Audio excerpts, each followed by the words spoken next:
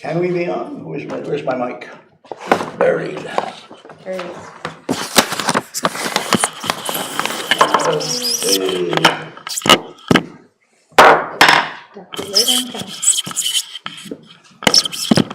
evening.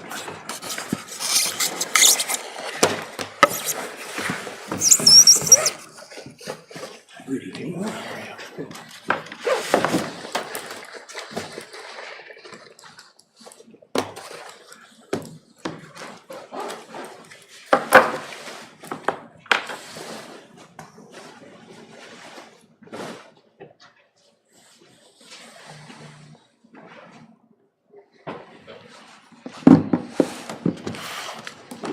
How are you?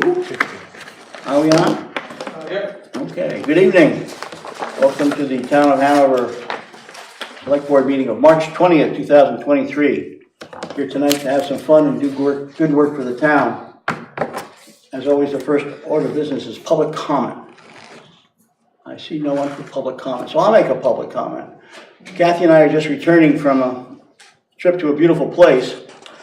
And we got back very late on Wednesday night and opened up my curtains on Thursday morning, and there was Killington and Pico in a beautiful sunrise with the white being tipped off, and just those mountains telling me, I don't care where you've been, it's not more beautiful than this.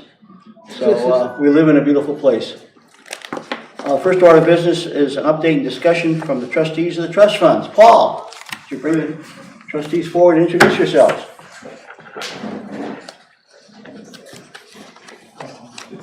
Take that one. I think our new mic will work for all of you. You don't have to move it around. Oh, great. All right. Introduce yourself. I'm Jay Pearson, member of the Trustee of Trust Funds, and have been involved for a number of years with the trust function. Yeah. And I'm Sally Boyle, staying on my second term. Resident of Hanover. And I'm Paul Dardent, and I'm chair of the Trustee of Trust Funds, and I've been on it for quite a few years, a long time. As someone once said to me, I'm older than dirt. So what I want to do is, you've received my package or our package, and I just want to hit some highlights and then leave time for discussion, but interrupt me at any point in time, and hopefully we can have a good discussion. What I want to go through is the roles and responsibilities very briefly of the Trustee of Trust Funds, review current balances under our responsibility, then talk about the current status of the Brissette Fund and the trustees' recommendations with those with the Brissette funds. So the role of the Trustee of Trust Funds probably is not well known. I haven't seen any TV series on Trustee of Trust Funds. It might be on YouTube. We don't know. There's a podcast coming out of this, I can tell already. And our deliberations don't get the audience that you get. So I want to just mention what the Trustee of Trust Funds are. And they're the custodians of the town's perpetual care funds, charitable trusts, private donations, capital reserve funds. And basically, it's all funds that aren't the regular operating funds of the town.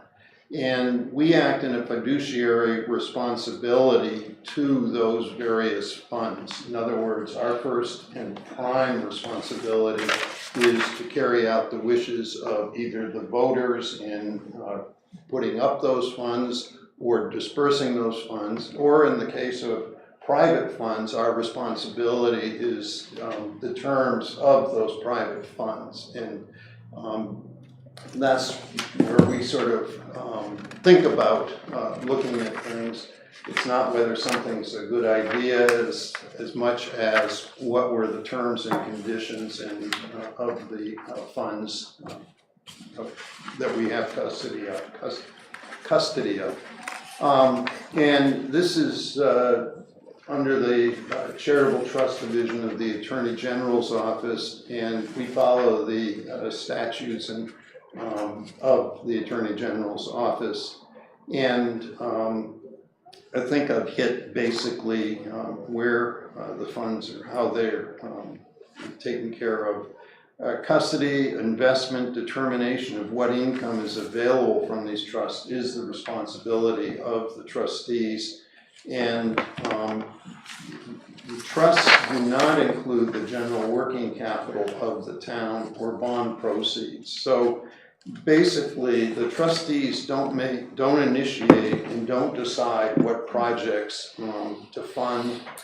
That's not our responsibility. It's the responsibility of the party that either gave those funds. In the case of the town, it would be through the town vote. In the case of a private donation, it would be the terms of that donation.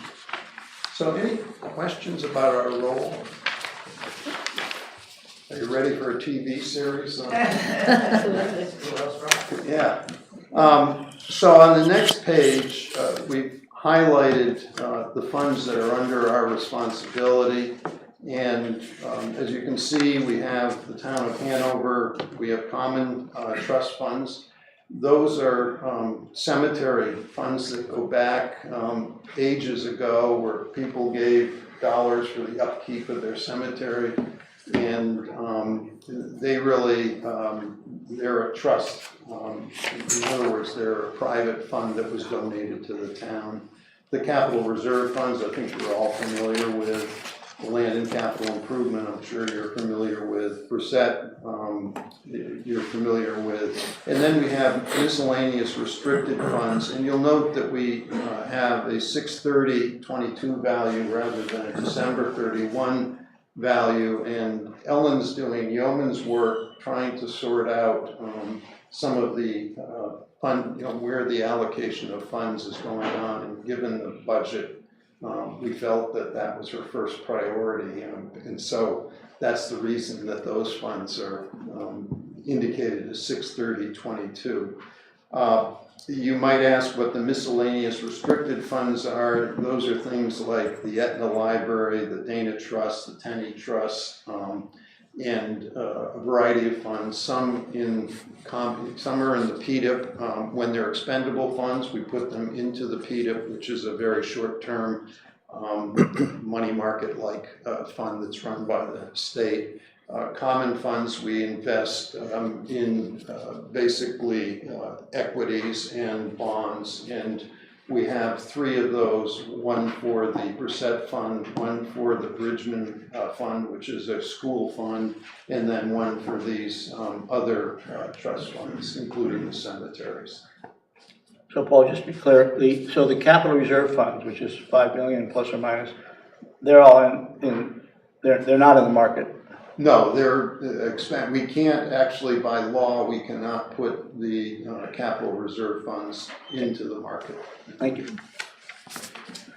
Okay, so moving on to the Brissette Fund and its performance. The first thing I want to note is the Lou and Ann Brissette Memorial Endowment Fund is a perpetual endowment fund by its terms. So it's not a quasi-endowment, it is a perpetual and meant to be a perpetual endowment that was gifted to the town.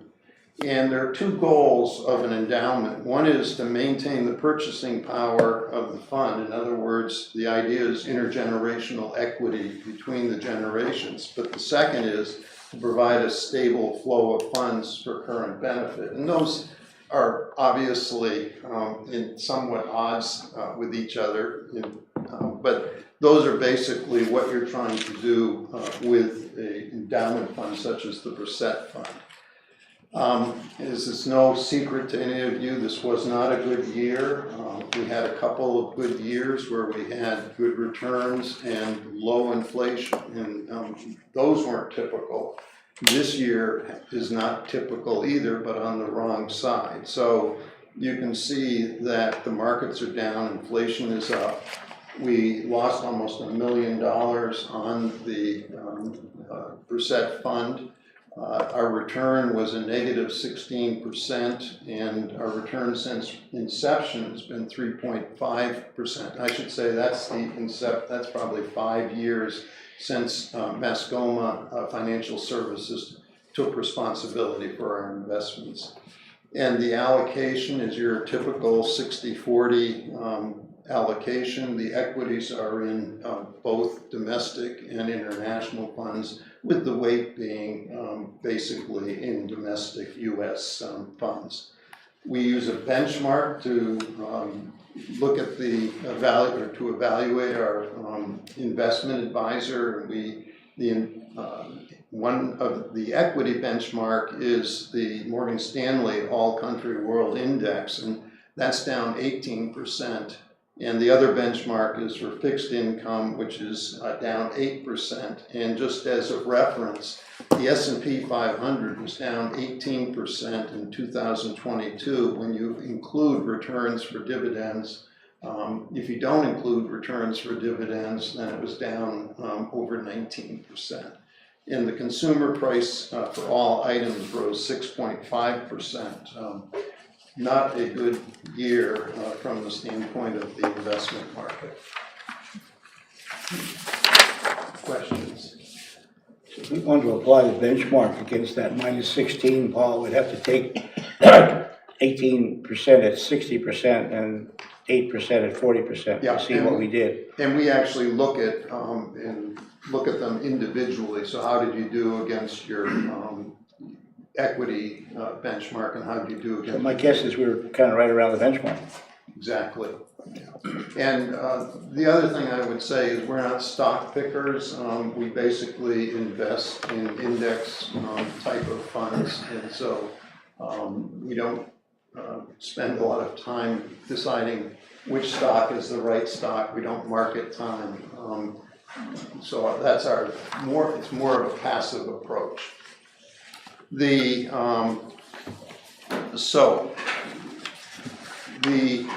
Reset Fund, this on page 6 indicates whether we're maintaining the purchasing power of the fund, which is one of the goals. In other words, we want the endowment fund to maintain the purchasing power.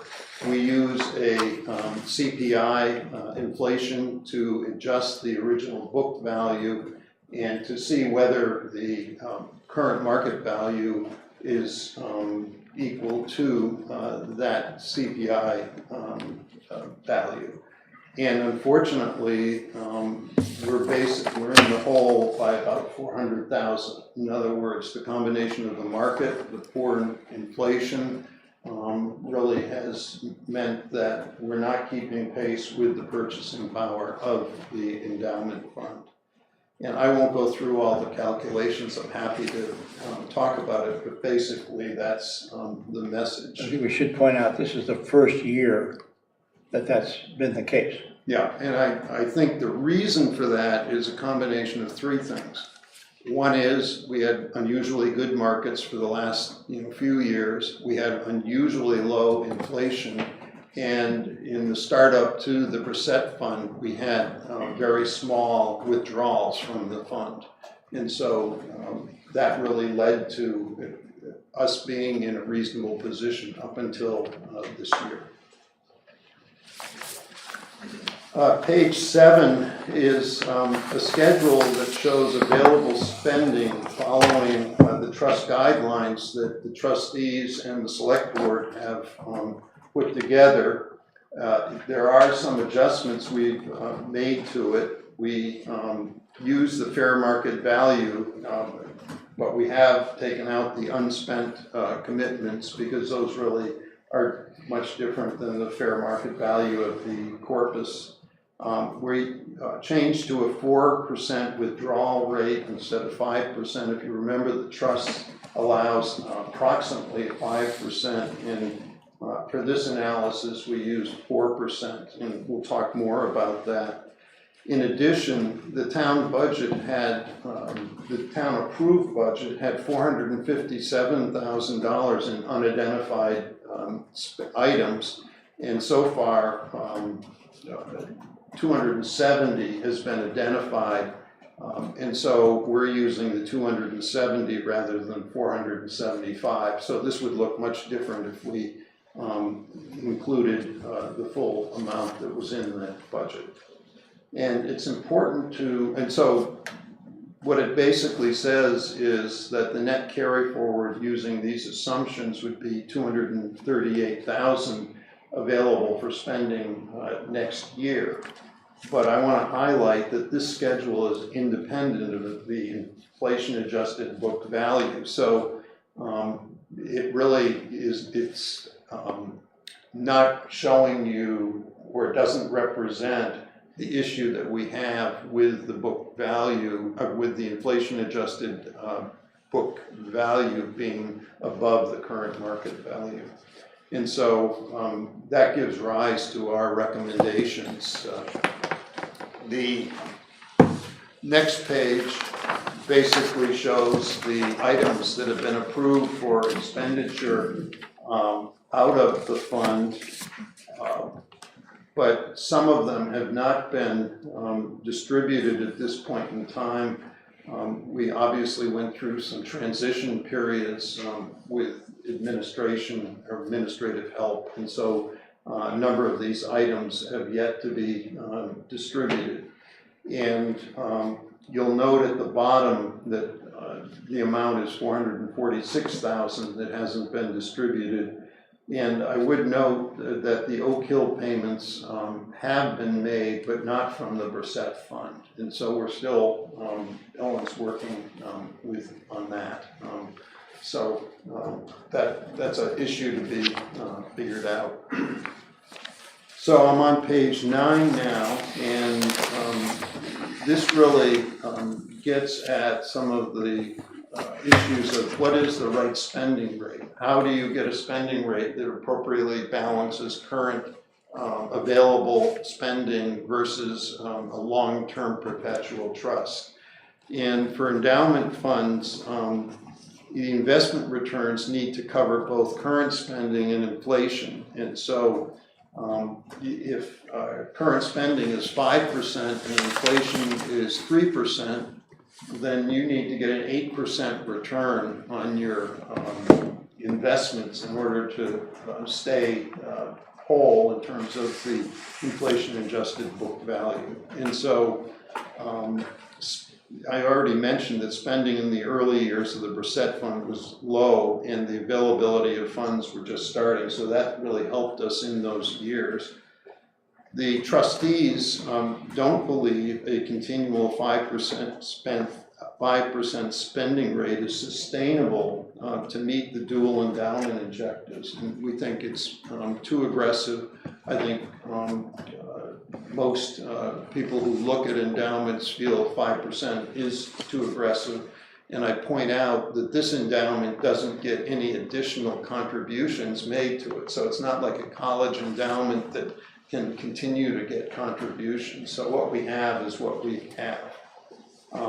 And given the market history, basically a 5%, getting a 5% real return is inflation adjusted, is a 50-50 chance.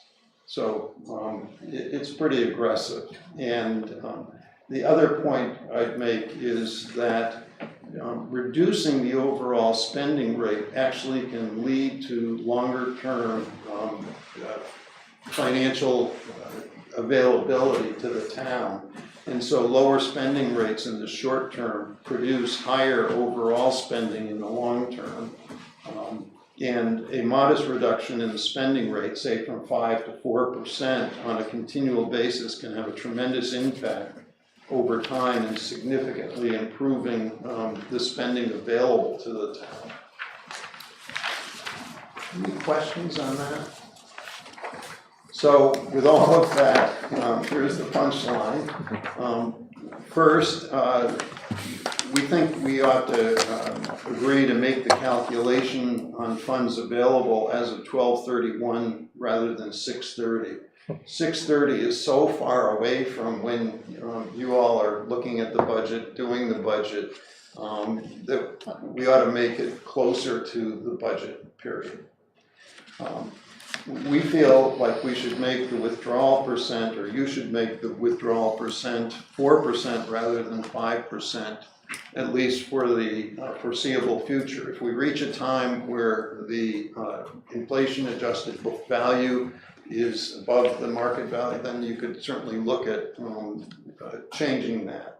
But we feel a 4% rate is more prudent than a 5% rate. And you can see the rationale there. I won't go through all of those. We also suggest you not spend the $205,000 that is included in the budget as unidentified items. Basically, it's that $447,000 that I talked about earlier. Today, you haven't spent close to that, and we're suggesting you don't spend that amount. And then finally, limit the FY24 disbursements only to the amounts already committed, which is the Campion Rink amount. And so that's those are our, and I probably should say that I'm a member of the Hanover Improvement Society. So as I just want to disclose that to the group. So I'll stop there. Anything that my colleagues want to add? Or? Good summary. Just a couple things. Just for the public, I think we should recognize that a part of the spending formula is a typical 3-year averaging. So we take the average of the past 3 years, market value times 5%, which is stated in the trust document. I mean, Lou was pretty clear that he didn't want this to be a savings account. He wanted this to be spent. We all recognize 5% was aggressive going in. I think we agree it's now proven to be aggressive. But the intent here was for us to spend the money, not to have a savings account out of it. Joanna, Peter, I would just say though, we have to follow the terms, and so it being an endowment in perpetuity does sort of raise this issue of, when you say not a rainy day fund, the idea is that it should retain its purchasing power. we agree on that. Right. We totally agree on We that. agree. But just for the audience, we picked the 5% not out of thin air, Right. but because it was mentioned in the trust, and we hoped it would be sustainable, and it was for many years. And then particularly with the market decline and some of the more aggressive spending in the last couple of years, it's come back to bite us. So we're now in the hole. We've had some discussions, Joanna and I have had some discussions with you all, and I couldn't speak for the board, but I indicated that at least I would be recommending the board that we use the December calculations, not the June calculations. I think that's pretty straightforward. I think you notice in your spreadsheet we used 4% for this year because we think that's the more reasonable, long-term, sustainable number, and I would suggest we continue to use that until we're out of the hole. I think we indicated that we didn't see anything on the horizon that would cause us to spend the 205. I still don't see anything on the horizon, so my guess is that was a good assumption that we will not be spending that 205. That brings us to FY24, and my personal thought is that we've had this disagreement over the years as to what we should bring to town meeting. In the last year, maybe 2 years, I think we've brought to town meeting the request to be able to spend the full amount per the calculation, the 3-year average calculation. And that leaves, even though we did not have identified projects, your recommendation pretty much is that we don't do that this year, but we only bring 100,000 in. So I think the board needs to discuss which of those we should do.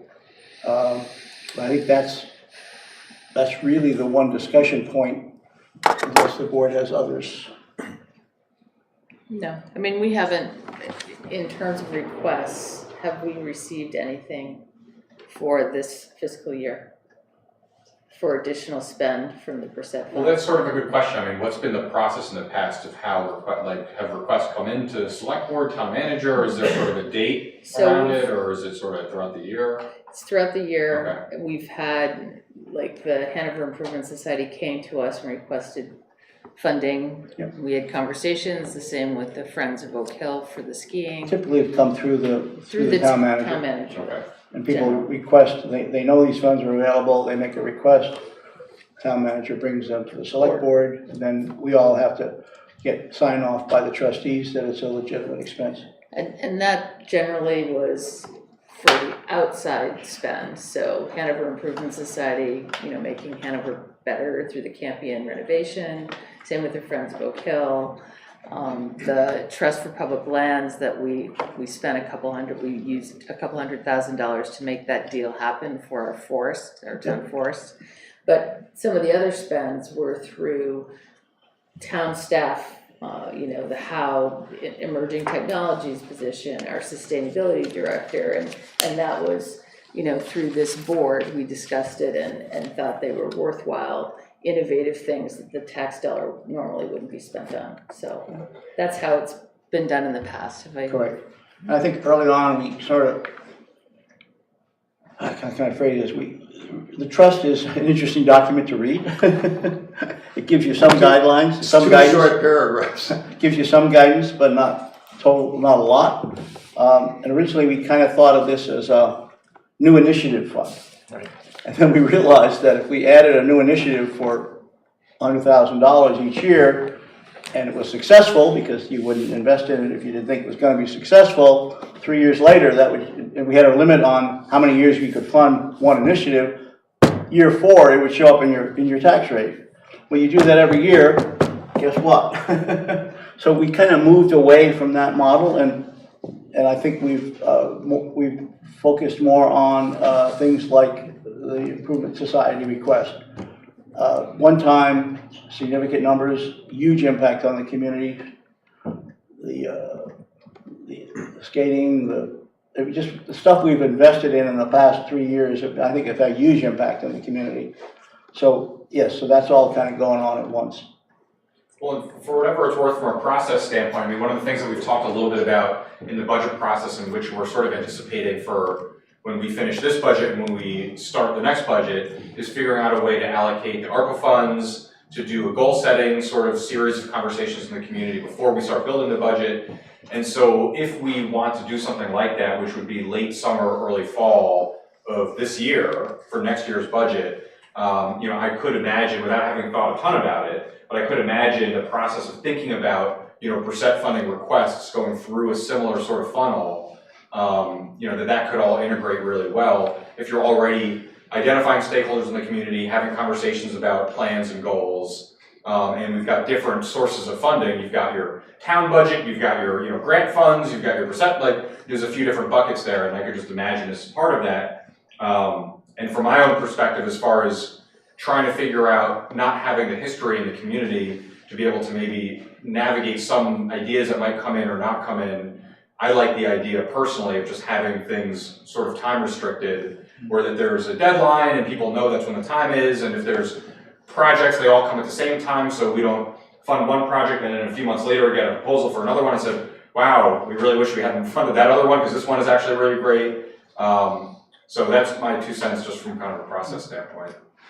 And if I could say, one of the things, if we commit to the 100 versus the additional monies that it allows us to do, because if there's some possibilities out there, then we have to move this out into more of a cash fund, right? And it's not available for us to reinvest and try to recover some of the losses that we've experienced. Effectively, that extra few $100,000 is about a 12% distribution rate of the overall fund value as it is right now. So one of the reasons we've, if we could agree tonight that we would limit the 2024 to 100,000, it allows us to tell our investment manager that that money is available to invest and allows us to recover a little bit. A 12% distribution rate on the fund values is a lot in the market that we're in right now.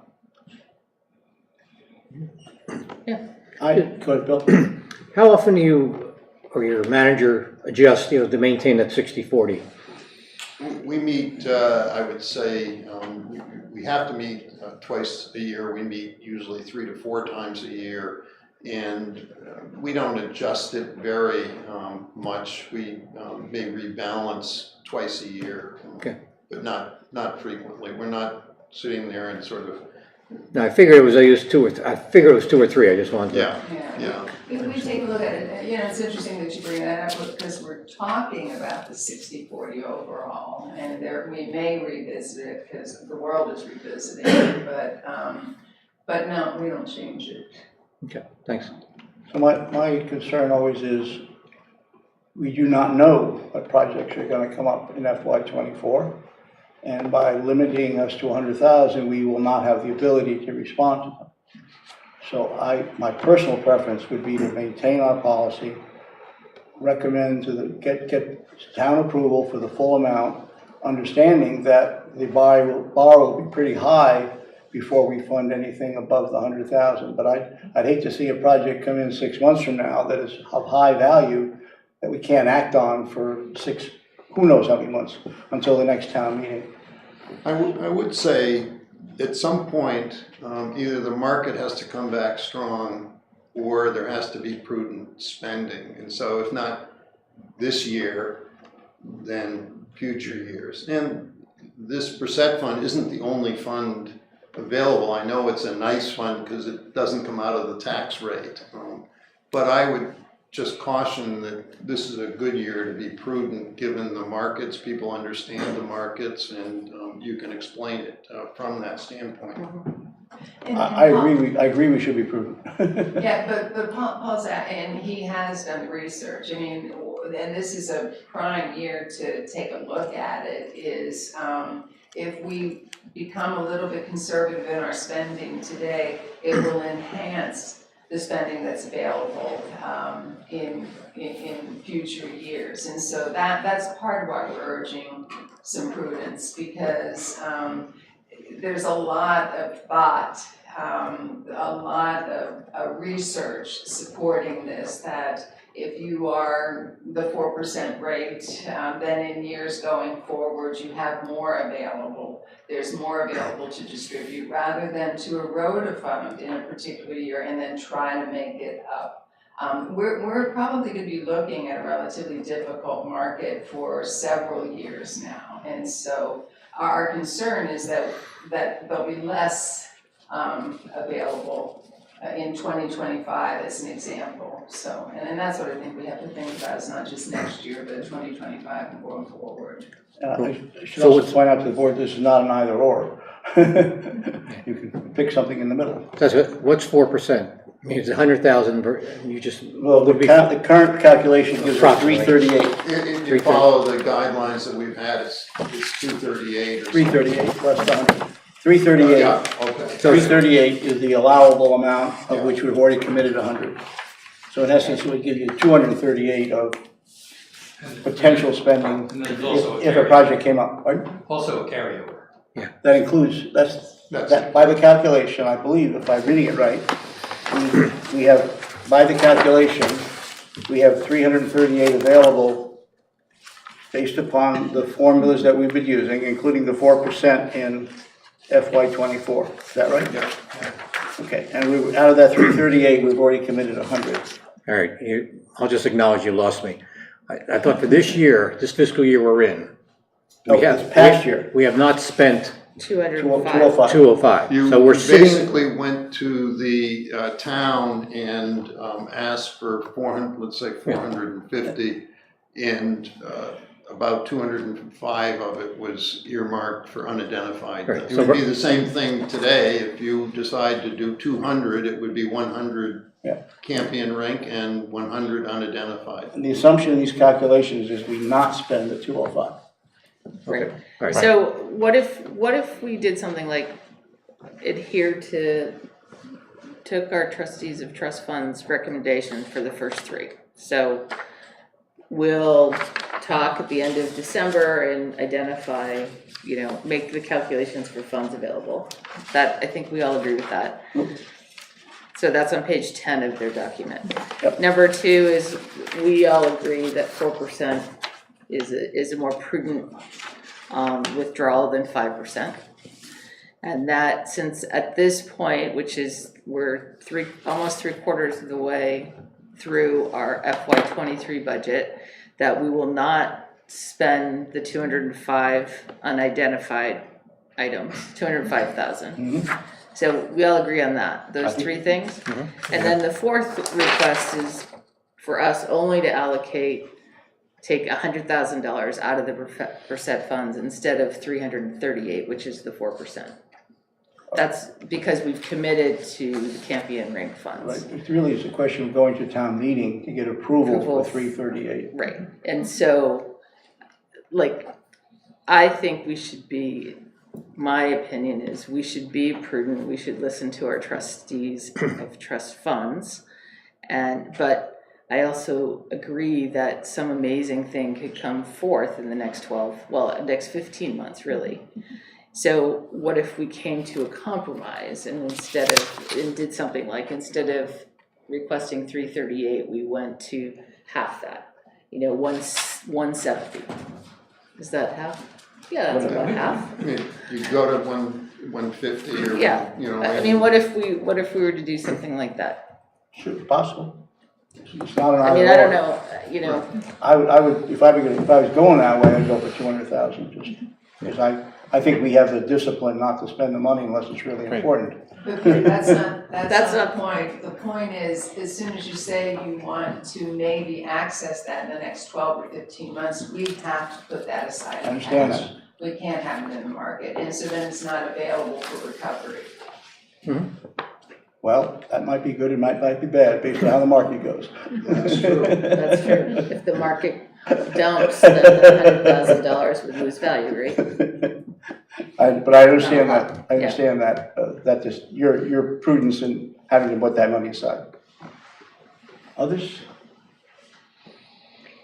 I would lean towards, the 100 that we have committed, that's a done deal. But I would also ask for another 100 to have it available for unknown, and recognizing that whatever that would happen, it would have at least 6 months' notice to spend it, and I'll put it in a fund instead of just total cash, and put it in something that is short term to pick up some more pennies, but it's not as much as it would be get anywhere near what you could get. So, but it's not getting zero. Yeah, basically, when it Earnings. becomes expendable, we have to be cautious. I mean, that's why. What's the return on that money these days, Paul? On which money? On the fixed? Oh, it's probably around 3%, something I think like it's that. going You through. might be able to get a little bit more in. It's no longer zero. Yeah, it's no longer zero, No longer which, zero. but the other side of it is it's not beating inflation, that's for sure. It's true. Anything we keep short term is walking backwards relative to inflation right now. And But that's. the markets, Markets are, yeah, you're right, that, I mean, if I had further foresight on what the markets and interest rates were doing, I probably wouldn't be sitting here today. But we have to pay attention to the historical averages, and that's where the 60-40 comes in, in the first place, right? Any particular year that you look at could be, but our investment policy is really geared to take advantage of the long-term returns. And I guess we should just say for the public, we have no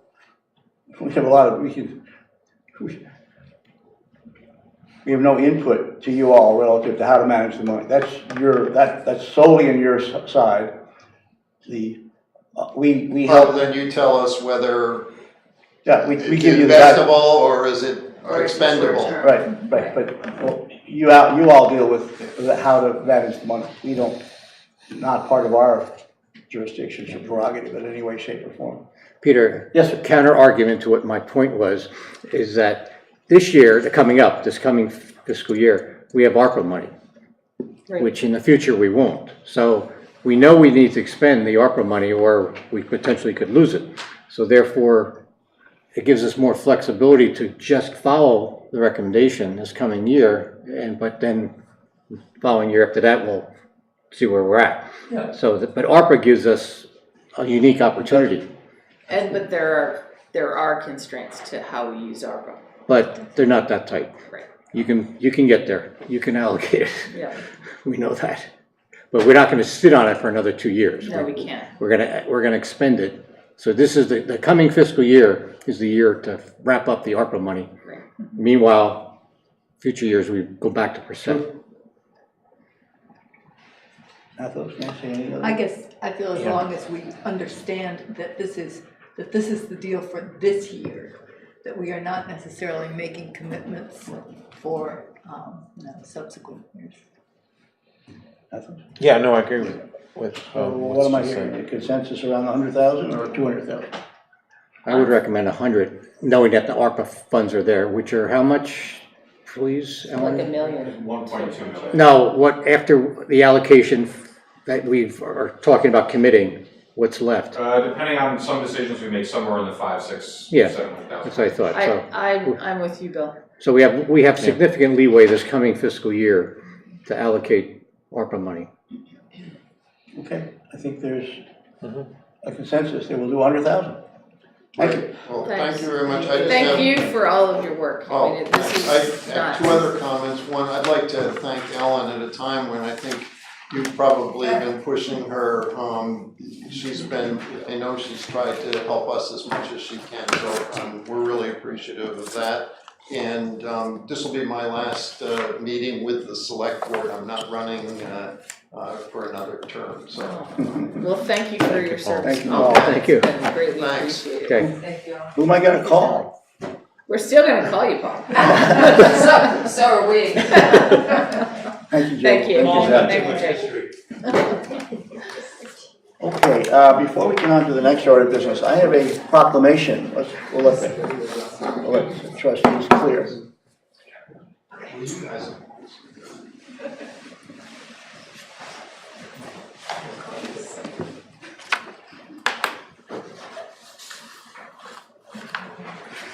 Good night. Good night, thank you. Thank you. So I'd like to read this proclamation into the record. It's a proclamation recognizing Bernie Hazlitt for 40 years, 6 months, and 13 days of service and achievements working for the Hanover Department of Public Works. Whereas Bernie Hazlitt began his career at the Hanover Department of Public Works on September 18, 1982, and whereas Bernie began in the grounds division working in town cemeteries as a seasonal worker, mowing, raking around monuments, town parks, and town buildings, and whereas Bernie worked his way into full-time highway employee, along the way learning the skills necessary to earn a commercial driver's license to operate large dump trucks and operating heavy equipment, including backhoes, rollers, roadside mowers, bulldozers, graders, and his favorite, large excavators. Bernie assisted in numerous roadway and sidewalk reconstructions, culvert replacements, bridge repairs and replacements, ditch cleaning, and plowing snow in well over 1,000 snowstorms. And whereas Bernie transferred from the highway department to the water department to be a water distribution worker, where he assisted in repairing broken water mains, reading and installing water meters, servicing valves and hydrants, and assisting in the water treatment facility. And whereas Bernie returned to the highway department, where he continued his dedicated service and plowed his last snowstorm on March 15th, 2023. I hope I predicted that right. Yeah, we got a couple days Well- left still, right? Bernie retired, I guess he will retire, will retire on March 31st, 2023. And no storms are allowed between now and then. Or we won't plow 14,804 days after he began. Wow, Now, yeah, 14,000 days, wow. incredible. Almost 15. Now, therefore, I, Peter Christie, on behalf of the Select Board, community members, and employees of the town of Hanover, do hereby issue this proclamation to Bernie Hazlitt in recognition of his many achievements, and we extend our gratitude and appreciation to Bernie for many years of exemplary service to the town. Signed on today, 3/20/23. Yay.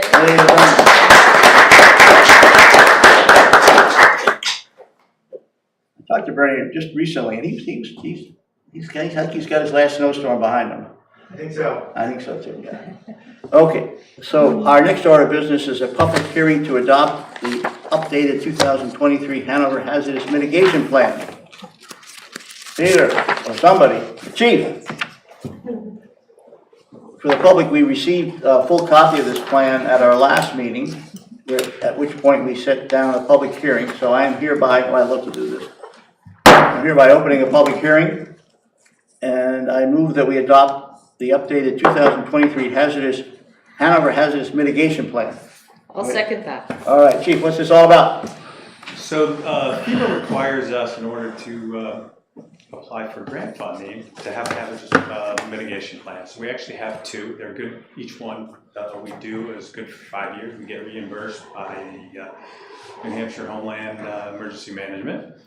So the last one we did for mitigation was in 2015, but COVID kind of threw things out of whack, and then FEMA actually wanted to look at our plan and approve it or disapprove it, and so we had about a 2-year delay. So we recently got a plan back from FEMA after a couple of changes. We use independent contractor, June Garnish Mapping Solutions, to do our plan.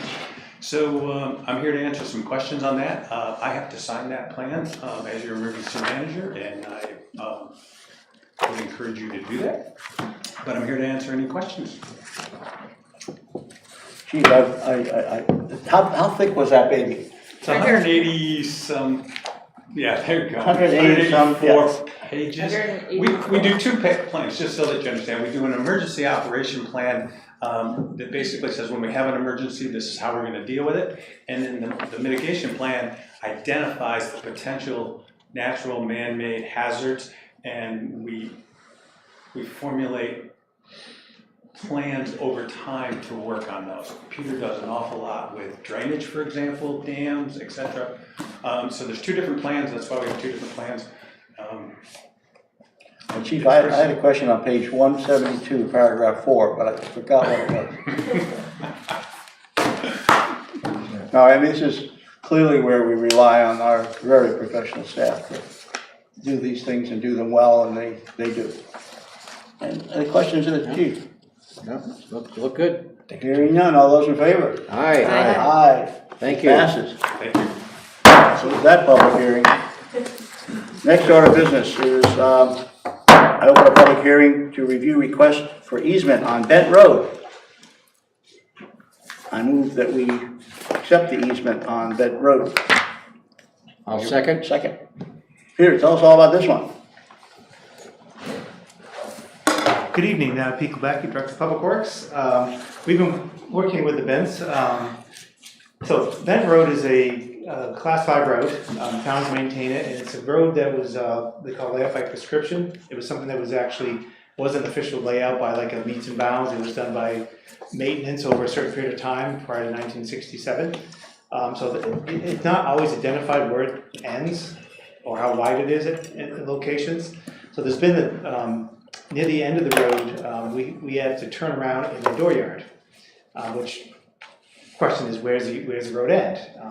The only people who use it are the people who live there, or people visiting the people who live there, or us plowing the turnaround. So we talked to them about the potential of a greenhouse they wanted to build on their property. They can't do it because of the setbacks off of the right-of-way. Since the right-of-way is really not established, he said, let's establish a place that we can turn around, not in your dooryard, so that anybody driving up here, the public can come up here, but they wouldn't be driving into your barn or into your garage. They'd stop at the end of the road and you can invite them in, but it would be keep them off your property. So we worked out a location that would work for both outside of the Appalachian Trail boundary easement, a setback, and a location that we could move we would build it and we could turn our trucks around. So that's essentially what we agreed upon, and it would be something that we would build this summer. Great. Do you need a motion? Pardon? Did we already do a motion? Yes, We we did. motioned and seconded it. I totally missed it. No, that's okay. Focus. Would the Bents like to comment on this Focus, I was plan? looking at the pictures. We would really appreciate it. Thumbs up from the Bents. Okay, any other questions? Now, you said they wanted to move their greenhouse? They want to build a greenhouse, but Oh, you're able to do that now? Oh, good. We would be able to, yes. Yes. All right.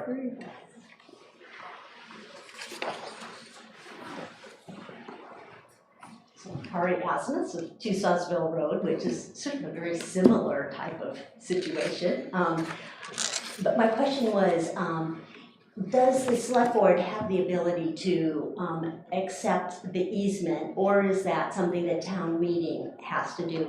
And in particular, I noticed in the deed that it was for consideration paid, which would mean that you're purchasing the easement, although it may be for a nominal amount, I don't know. So that was my question. So where's the select board's authority to accept it without going to town meeting? I don't have a clue, but we will, if we move it, we will accept it here, and then if we need to bring it to town meeting, we will. Okay, that's. As our town attorney felt that we could just accept the easement as a turnaround, and that would be. It would be good to But, give well, the statute. Right. And I guess just one other question, I know that, and that I know the Bents are very well aware of, Elaine's generous donation of an easement to the Upper Valley Land Trust of much of the land, and I just wanted to ask whether or not any of this land was encumbered by that easement. It's right on the edge, so this. Right on the edge. Yeah, so it's outside of that area. Okay, great, thank you. Okay, thank you. So we'll look into the authorization question. Sounds like Pete already has, but, Yeah, I we'll can can verify turn again with. Just Laura's double check. background. but we can give a, Yes, we'll approve it. My sense is we're gonna approve it tonight, and then if we need to get town meeting authority, we'll take the second step. we'll add it to the warrant. Just another. Okay, any further discussion? Hearing none, all those in favor?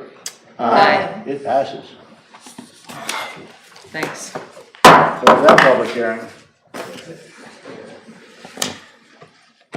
This is easier. I move that we set a public hearing for Monday, April 3rd, 2023, to consider the FY24 budget. Second. That's assuming we need it, huh? No, we need it. Do I ever second that one? Second.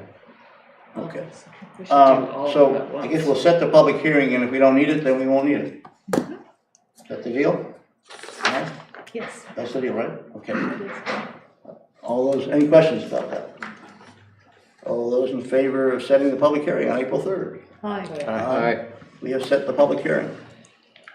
Can we do the next four I guess we in can. en masse? Why not? Because it's all setting a public hearing on Yeah, so April we're 3rd. setting the motion is to set a public hearing on April 3rd for issuance of bonds and notes related to the water capital improvement replacement plan, for issuance of bonds and notes related to the wastewater treatment facility proposed capital budget, and for issuance of bonds and notes related to fire engine purchase.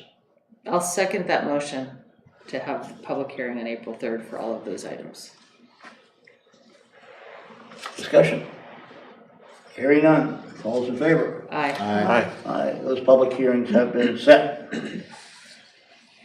Okay, the next order of business is to review a veteran's credit requests. No, there's one more public Number 9. hearing. Number 9, did I miss Freetown. one? Yeah, because that's Oh. for April 10th. Oh, look at that. Okay, so there's a motion to set a pre-town meeting public hearing to consider the proposed warrant for the 2023 town meeting on Monday, April 10, 2023. I move that. Second. Second. Discussion? Go for it. Hearing none. All those in favor? Aye. Aye. Okay, so we've set those public hearings, 1, 2, 3, 4 of them. Excellent. Now, the next order of business is to review of veterans' credit requests. There were 2, right? The ones that Norm gave us? Yeah, for the same property, right? There were two veterans benefits requests, one of which was approved by Norm, and one of which fell out the guidelines for that benefit. So, what would the motion be? To accept Norm's recommendations? Yes. Okay, I move we accept Norm's recommendations. I'll second. And I just have a question. Sure. I have a sense that whatever Norm or the assessment committee recommends, we just don't have any authority to change it. Or do we? I'm not sure on this one, Bill. On Yeah, this one, veterans you can? assessors, the advisory board didn't review this one. Okay, just to I don't clarify. remember. It's different than a property abatement. Okay, thank you for the clarification. Okay. So then my second one is, I don't understand how on the same property you can ultimately, because of two people who own a property, you could get two, Yeah, Credits? it runs to the person, not not necessarily to the property. Okay, It runs to the individual, okay, thank no you. matter what property they own. Okay, So yes, there was a potential for each of them to get a veteran's benefit, but only one qualified. Okay. Any questions? Any comments? And it's been moved and seconded that we accept Norm's recommendations. All those in favor? Aye. Opposed? They pass. Banner request. Circus, Smirkus, I look forward to that. This is easy. I move that we accept the Circus Smirkus banner request. second. Discussion? Let summer come. All those in favor? Aye. Aye. The next one is, I move that we appoint Lucretia Witt to the Hanover Conservation Commission. Lucretia, I believe, joined us for at least one or two meetings, actively engaged. Her resume is unbelievable, good, unbelievably good. And I certainly recommend that we accept Whit Spalding's recommendation that she be appointed to the Conservation Commission. I'll second that. All those in favor? Aye. Aye. She is appointed. Excellent. The minutes of, I'm going to move them all. Yeah. We accept the minutes of February 27, February 28, March 1, and March 6. It was a busy couple of weeks. And I'll second. I'll second that, thank you. Can't say I read them in detail, but I did read them, and they seem fine to me. Anybody else have any changes or additions? Okay, hearing none, all those in favor? Aye. Aye. Administrative report. Okay, so most of it is budget related, which we'll talk more about in a minute. A couple other kind of updates while we're here. In March, we have 3 employees leaving employment with us, including Bernie, who we just recognized, and 2 beginning employment and 1 rejoining us. So we want to welcome Jeremy Edmond to DPW and Patrick Elder to Fire, as well as Brandon Adams back to Fire. I'm very happy to have everybody here. And next month, we'll have a little bit more information about the sort of phase 2, which has really become the full phase of our kind of compensation, wage, salary study. So we'll have a little bit more updates about that. Next is, we're working on our town report and a bunch of the Warrant articles, which we'll talk about more in April at sort of the pre-town meeting. Next is downtown Hanover. So we have our sort of final meeting of this chapter of this conversation in a couple weeks. And so as you all know, we've been meeting with about 5 to 15 business owners for the last couple months, as well as some related stakeholders such as the Upper Valley Business Alliance and Dartmouth College, Grafton County Regional Development, a couple others, just about what we can do to support businesses in the community, to think about ways to help downtown, which is obviously so impacted through the last couple of years from COVID, and all that kind of stuff. And so we will have a little bit more information, probably not in our next, we have got a couple meetings in the next couple weeks, but after that, once the group has gotten a chance to do kind of our final meeting, which is talking about how we kind of continue meeting as a group and presenting that group of business owners with some different options around how we can organize the different pros and cons to sort of different structures, about ways to support the downtown. Of course, we have a little bit of money in the budget to support those sort of activities this year, and just sent off a grant to ARP that would help fund creating more outdoor public spaces in the downtown, sort of coming on the heels a little bit of some of the parklets and the popularity of those. So lots of really great stuff identified there, and I'll have a little bit more about that in probably about a month. Next is Hanover Community Power's rates are out, which is pretty exciting, not only because this has been a huge process, but also because the default rate, which is more renewable, is also much cheaper than what you could get just by purchasing this on your own. So if you have gone anywhere on Main Street, you will have noticed a giant banner with a website on it And you can get more information about it, the program there, which is communitypowernh.gov/Hanover or hanover.communitypowernh.gov. There will be a, I believe this is still the right date, though Pete, correct me if I'm wrong, there's a public information session scheduled for Thursday, April 6th. Yes. Okay, at Richmond Middle School, 6:30 to 8 p.m. That's an opportunity you can come in and ask some questions. I believe that will also be on Zoom or will be recorded at least. It'll be remotely. So there'll be a link for it as well, so that is probably on that website or on our website somewhere, hopefully. That's all really exciting. I know the default rate set at the Granite Plus, which is not even the sort of the lowest level, and it's still cheaper than what folks can buy. The highest rate that Come up and tell us the rates, because they're pretty awesome. so there's 4 rates being offered. There's Granite Basic, which is an opt-down product. That's 15.8 cents.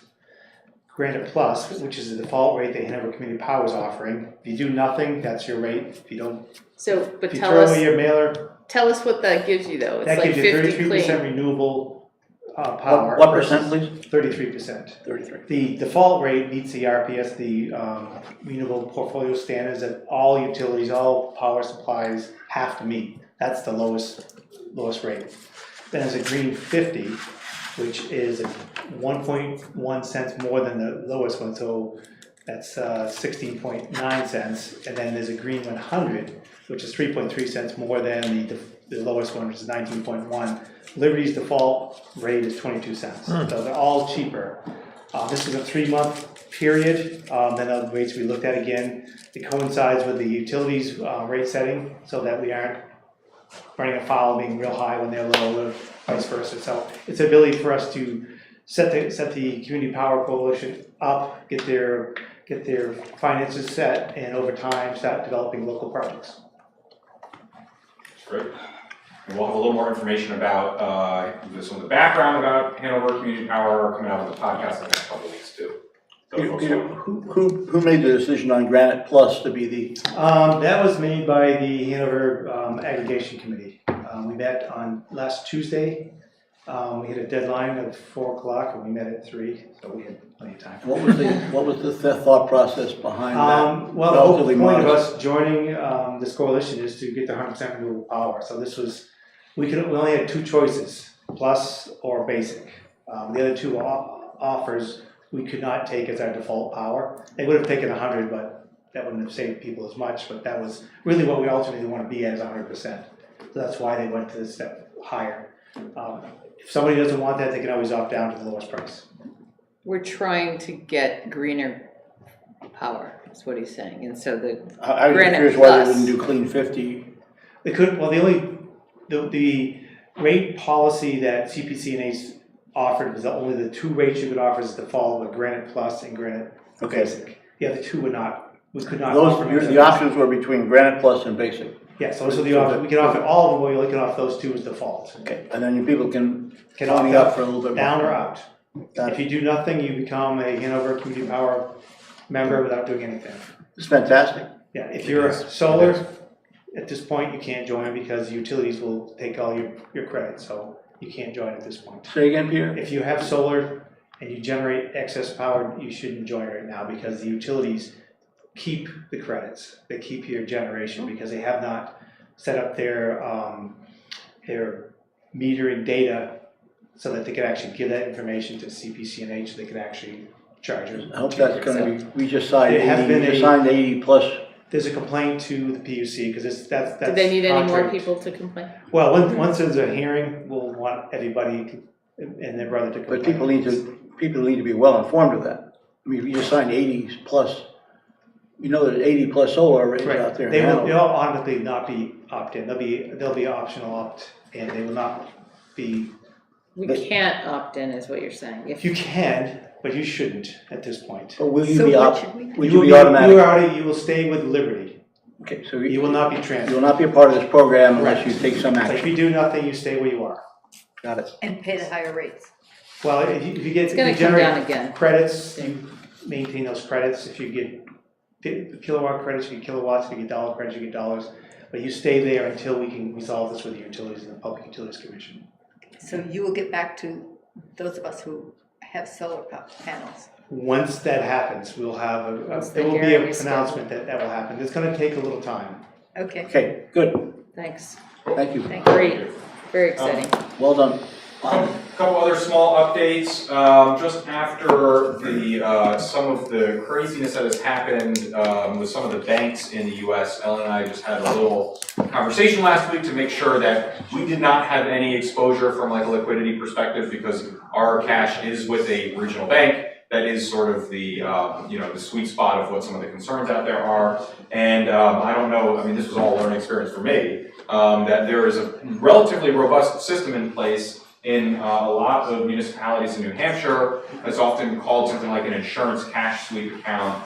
And basically what that does is it's a third party that runs it, but all of our money is invested in chunks of like $249,000. 999. Yeah, I think a little less to allow for a little bit of growth, but yes, basically. And so, and it's throughout, dozens or hundreds of banks throughout the country, and so that basically 100%, or at least I would say very close to 100% of our money is FDIC insured. Is there an interest rate penalty for doing that? I don't believe so. Well, you're sure, because Hanover Improvement Society is kind of in that same debate, and I'm not 100% sure of this, but I think the reading I said, to go to that program was a significant reduction in return. But I don't think we can play with our money quite like the HIS can in terms of their investments. I mean, the town is. The preservation is, that's. I just wanted to know whether by going to this strategy of 250, 250, 250. It's been in place. There is a penalty, there's an interest penalty. That's my question. And if the answer is no, fine, but. And I'm still learning about the. So could you just check that out to see if Yeah. is there interest rate penalty for doing that? And there might be a separate program for municipalities, because it's set up by statute and it seems pretty well organized. I'm hoping the answer is no. Yeah. Our trustees of trust funds have left. That's true, yeah, we probably could have. They probably could. Should have. Go last. Next time. So just thought, we both just sort of thought about that a little bit, obviously just all the news last week or two, and we'll look into the interest rate question, but at least we can rest assured that we don't have all of our eggs in one basket in that sense.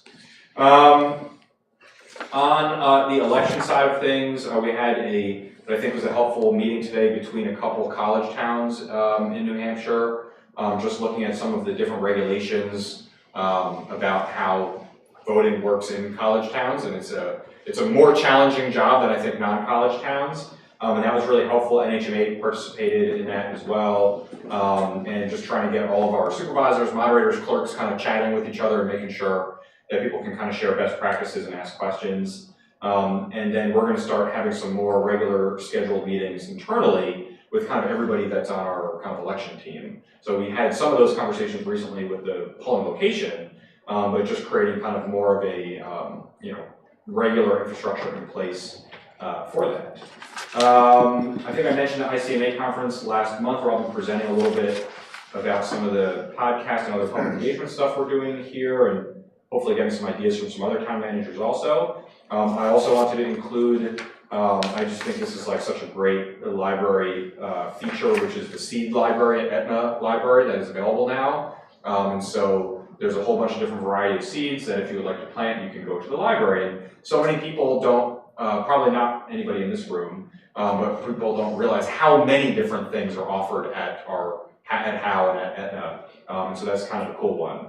The last update is just after we get a little bit further past the budget, we will begin to dig back into the leash and dog conversation. Now, knowing that we are not writing up anything for town meeting, but pursuing a strategy of creating a set of rules, bringing some stakeholders in who own private property, and just kind of figuring out how we want to regulate that on town property, trying to get that mirrored on private property, and do kind of an education campaign in the community about that. So I will keep folks updated. Just want to make sure to let you know that we haven't lost that thread, but maybe in a month or something like that, we'll start to have some of those conversations again and get a plan in place. And that's it. Great, thank you. Next order of business is select board reports. Do I have anything?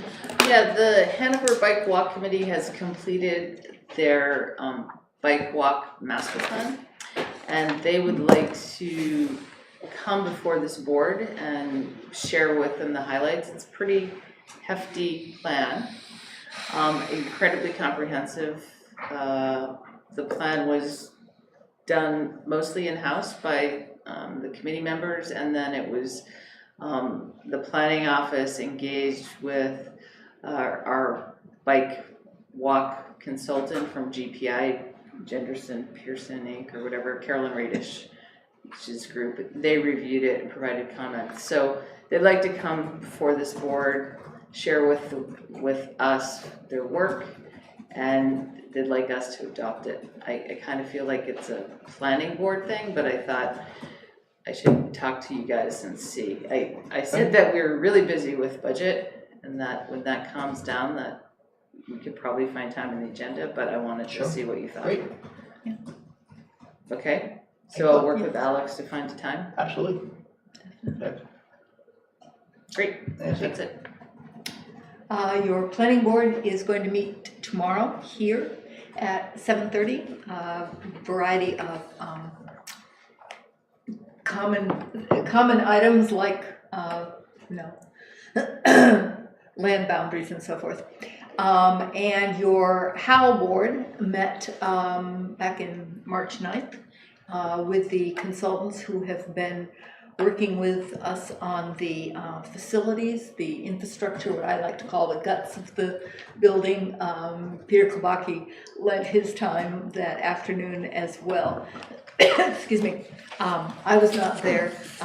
Joanna was, but the entire Howe board was there and laid a good groundwork for continuing on that project. A lot of the sticker costs had people raising their eyebrows, but very important work on, again, to repeat the Howe Corporation owns that building, which makes it very unique in terms of town building. The town owns the land underneath it, and of course the town also pays for all of the salaries of all the men and women who work in the building. So it is a true hybrid, and it's the only building of our municipal buildings that has that kind of hybrid activity, and therefore the unique kind of public-private collaboration in terms of who funds what in this going forward. So that'll be a lengthy conversation. But thank you, Peter, for taking the afternoon, and Joanna for taking the afternoon off to stay with the Howe board on this issue. I think just as an observation, it's something that we, and correct me if I'm wrong, Peter, but it's a building assessment to understand kind of deferred maintenance needs, how to make it more energy efficient, how do we get to our 100% goal. And it's a deep dive on that building, and it's like this, I think it's the only building that's had a deep dive of our town buildings, and so it's kind of like, It's a good model. it's a good model, and I think as we will dive into our budget and our capital improvements planning, our buildings aren't really, that level of detail is not in our capital improvements plan, if I'm correct. That's correct. So we have some work to do. Everyone's doing it though, so at least we're not alone. I mean, whether it's Dartmouth or DH or Norwich, or there's a lot of deferred maintenance out there. So. Okay. I have nothing to report. Athos? No, did you do the Trescott last time? Or Excuse me? in Trescott meeting, did we talk about that already? Okay, great. Nothing to report. Nothing to report. Okay, next order of business is, guess what? The budget. What? The budget. And we look at all tonight, we'll wrap it up. If not, we'll come back on the next day. But, so I think we should kind of pick up where we left off at our last budget hearing. Is this a budget hearing? No. I'm not sure we can approve the budget if it's not in here. Yeah, I think we have to be a part of a public hearing to approve a budget, but I could be wrong. Sorry. Yes, she's nodding her head, absolutely. Yes, I think you're right. Okay, so this is a general discussion about our budget. And we'll be taken up again on the whatever. So should we- If that's the case, so then we should set a public hearing tonight for May 20, or for March 27th. So moved. Today. Are we Second. scheduled to meet on the 27th? Yes. We Yes. are, Wow. we've got a back-to-back. Yeah, we do. next month. So, that was moved and I'm seconded. standing because of my back. I know, you're not standing. We get a motion on that one. You did I that. motioned, anybody seconded? I seconded. Athos seconded it. Discussion, all those in favor? Aye. Aye. We have set a public hearing. Eye rolling doesn't count as discussion. Pardon? Eye rolling does not count as discussion. No, I don't think so, well, I don't know. So anyway, so let's get a progress report. Sure, so we have done a bunch since we last spoke, and if you want, I can plug in and we can look at some numbers.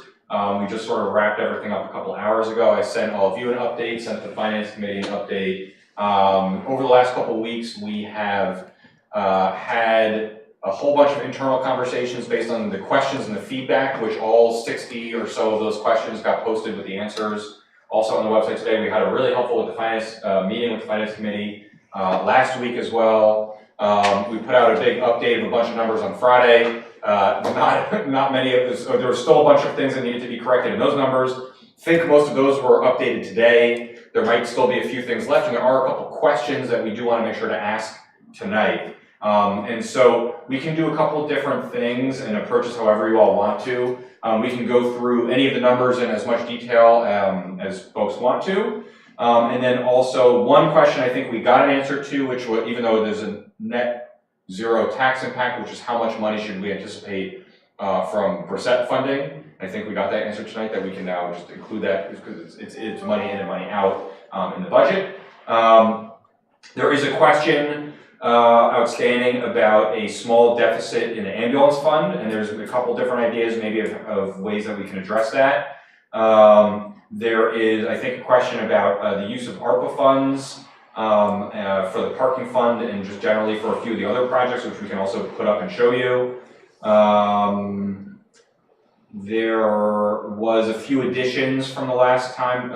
There's a million small changes, which I don't think you want us to go through, though we're certainly happy to. And then on the bigger end, we added a contingency account, which is something that the state allows us to do. So one of the things that we've been doing is trying to track down, where numbers from last year's numbers don't seem to match last year's numbers plus what we think the increase is to this year's numbers. So we've rebuilt a bunch of accounts, and in some of those accounts there were excess funds. Some of those excess funds have been removed, which is partly why we're able to bring the budget in with as much of a large compensation and a few other increases at not an extraordinarily outrageously high tax rate increase. Just take one of those adjectives out, I guess. And so what we are advocating for this year is the addition of a contingency fund, which is up to 1%, and that's not how much we have this year. It's more like 0.1%.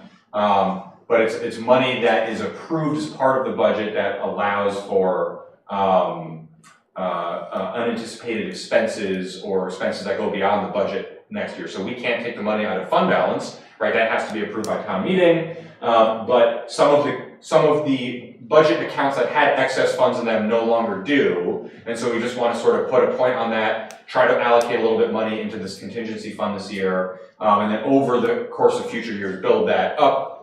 We don't have the wiggle room to make it a 1% this year, but that just allows us a little bit of cushion in the budget, and it's a little easier to track because it's not in different accounts, but it's in one account labeled that way, just a little clearer for folks.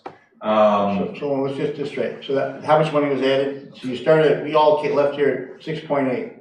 Well, we're just about at 6.8. Actually, as of today, it looks like it's like 6.75. Okay, so we're hanging right in there. Yep. And the fire fund is similar. I think we were at 6.5% for the fire fund. That does include a little bit of use of fund balance, so that number could go slightly up or down depending on what we wanted to do there. So one of the things you included was this contingency fund. That is in the budget as it's presented. At what dollar amount? I believe 30,000. Okay, so a pretty small amount. A modest amount to set the stage for yes future use of that fund. Yep. Okay. I think we just, sort of this evening, afternoon, narrowed down on a water and wastewater rates as well, which are 6.8% for each, is the average rate increase for ratepayers. Again, the ambulance fund, a little bit of a deficit in it, which we can talk about, and parking fund should operate in the black this year. We expect, as it did last year. Obviously, we still have that hole that we're climbing out from the longer-term deficit, which we have ARPA funds pegged for right now. And so that's sort of the very quick summary of each of the different funds. And yeah, I'm happy to put all the year-over-year stuff is updated. One of the issues that was in the spreadsheet that we corrected today, and that was in all the slides, is that basically what we're using to do the budget is the sort of printout of the export from our accounting system in code. That shows a few layers of things, but two important ones. One is what was voted on and approved at town meeting last year, but the other is any encumbrances for unspent money that might hold over from year over year. So if we're purchasing something, but it goes beyond a fiscal year, that's not going to show up in the budget document, but it's in our accounting system.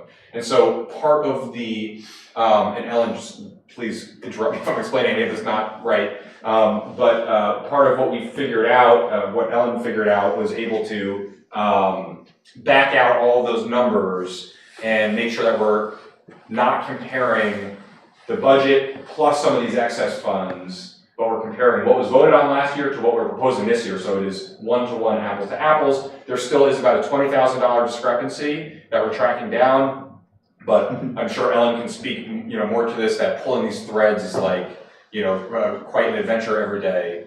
And we did close that gap down to just about $20,000 of a difference. And so we feel like at very minimum, we're able to compare pretty close from what was passed last year to what we're proposing this year. And apologies, that took us a while to kind of figure that out, but that's where we're at now. So the year-over-year number should be pretty helpful as far as comparing. And so that was kind of a big update in the last week or two. 20,000, you may be ready to declare victory. Right. So what decisions do we need to look at? What specific things do you need guidance on tonight? So the ambulance fund deficit is one. There's a couple different ways that we could approach that. We got the percent fund already. The use of one-time funds, so the undesignated fund balance on the general fund side is an important number because that just swings things a bunch one way or the other. If there's only one thing, we did add a little bit to that. Which was $28,000 additional. So we have $170,000 for one-time staff payments, $330,000 for general usage. That brings the fund down. It's going to end up being a little closer to 14 or 14.5% versus 15%. We did add $28,000 additional, which is undesignated fund balance money to correct the current use penalty error from the prior year. That was only set at $5,000 each, and it was closer to $19,000 each. So that money, really, we decided that it wouldn't make sense to build that into the budget because that's a total one-time payment, which is just correcting that one issue. So that was, $28,000 additional that is in undesignated fund balance. That is a similar amount to what was budgeted in undesignated fund balance usage last year, everything added up together. So sorry, your question. The ambulance fund deficit would be one question. If there's anything else to talk about with undesignated fund balance or ARPA funds, though it's worth noting that ARPA does not require town meeting approval and sits outside of the budget process. And let's see. I believe that is the only thing. Well, use of ARPA money for the garage to bring the for the parking, parking garage back up to zero. That was an item that was discussed, I think, at the finance committee meeting. We need to at least bring that onto the table. Yep. So I think that's it from our end, which is the one-time uses, undesignated fund balance, ARPA, the ambulance fund. We got the percent fund number, Okay, let's go and then certainly anything the finance committee wants to bring up as well. Let's go through those one at a time. Where would you like to start? Got percent. Why don't we do undesignated fund balance? So right now you've indicated that the use of undesignated fund balance will bring us down to between 14 and 15%? That's correct. Correct? And that calculation, redid the calculation with the updated numbers today. So, I mean, obviously, I'm sure you will review that, but I put all of the adjustments in the sheet so you can see what numbers I was using. Because basically, our fund balance calculation is our expenses in our operating budget minus money coming from capital reserves minus any trust fund money or any reserves. But my sense, and just from the conversation, that maybe that wasn't applied perfectly every year. So yeah, we're about 14.5% is where we would expect to end next fiscal year. Okay. So at the end of the budget year that we're proposing, we would expect to be around there. And then what we tried to do, and I just circulated this again, is just a few hours ago, but it's an updated fund balance tracking sheet that shows 2 fiscal years for each budget year. So we're looking at this fiscal year that we're in, and then we're looking at the fiscal year for the budget that we're proposing, and we're looking at the fund balance account levels at 3 points in time, at the beginning of that process, in the middle of the process, between the 2 years, and at the end of the process. The beginning of the process should be audited numbers. They are not fully audited right now, but they are from our auditors. In future years, we would expect the audit to be done by this point. The middle amount is one that we have a reasonable guess at because we're only a couple months away from that. We know a lot of the year-to-dates. And then, of course, the one year and a few months out is one that we are doing our best, judgment of where we think we will land at the end of that year. So we have a starting balance, which is hopefully an audit, a quasi-audit, semi-audited number. Did you add money for what you think is going to be surplus from this year? We did, yep. And how much was that? That total, let me add them up. So the surplus that we would expect to regenerate this year, so we had we had $528,000 anticipated in use, plus $250,000 in overlay and $62,750 in tax exemption for the veterans credits, and we have about $800,000 that we expect to regenerate. And so basically, the overall surplus deficit for the year we would expect is around. Again, these are more art than science to some degree, but it's around $40,000 is what we expect. So that we're expecting to not use all of the fund balance that we had set aside. And if you take that number out, which is $245,000, so if you ignore that, the amount that we expect to bring in is about $555,000. And that's from refund from the New Hampshire retirement system, unanticipated revenue from meals and rooms, unanticipated revenue in planning fees, and a small amount of regeneration that we expect to see in a few other small accounts. You're predicting round numbers, $550,000 of additional money going into the undesignated fund balance as of the end of this fiscal year. Mm-hmm. And then if you take the budgeted money coming out, we still are we're at 14. I would assume we were a bit higher, but that's okay. So you're saying we're at 14.5 coming out of, forecasted for the end of FY24. 14, yeah, actually, so I'm gonna update, I'm gonna say 13.5, because the update that I did today changed the denominator a little bit, and so the calculation for the end of next year, closer to 13.5 versus 14.5 for June of 2024.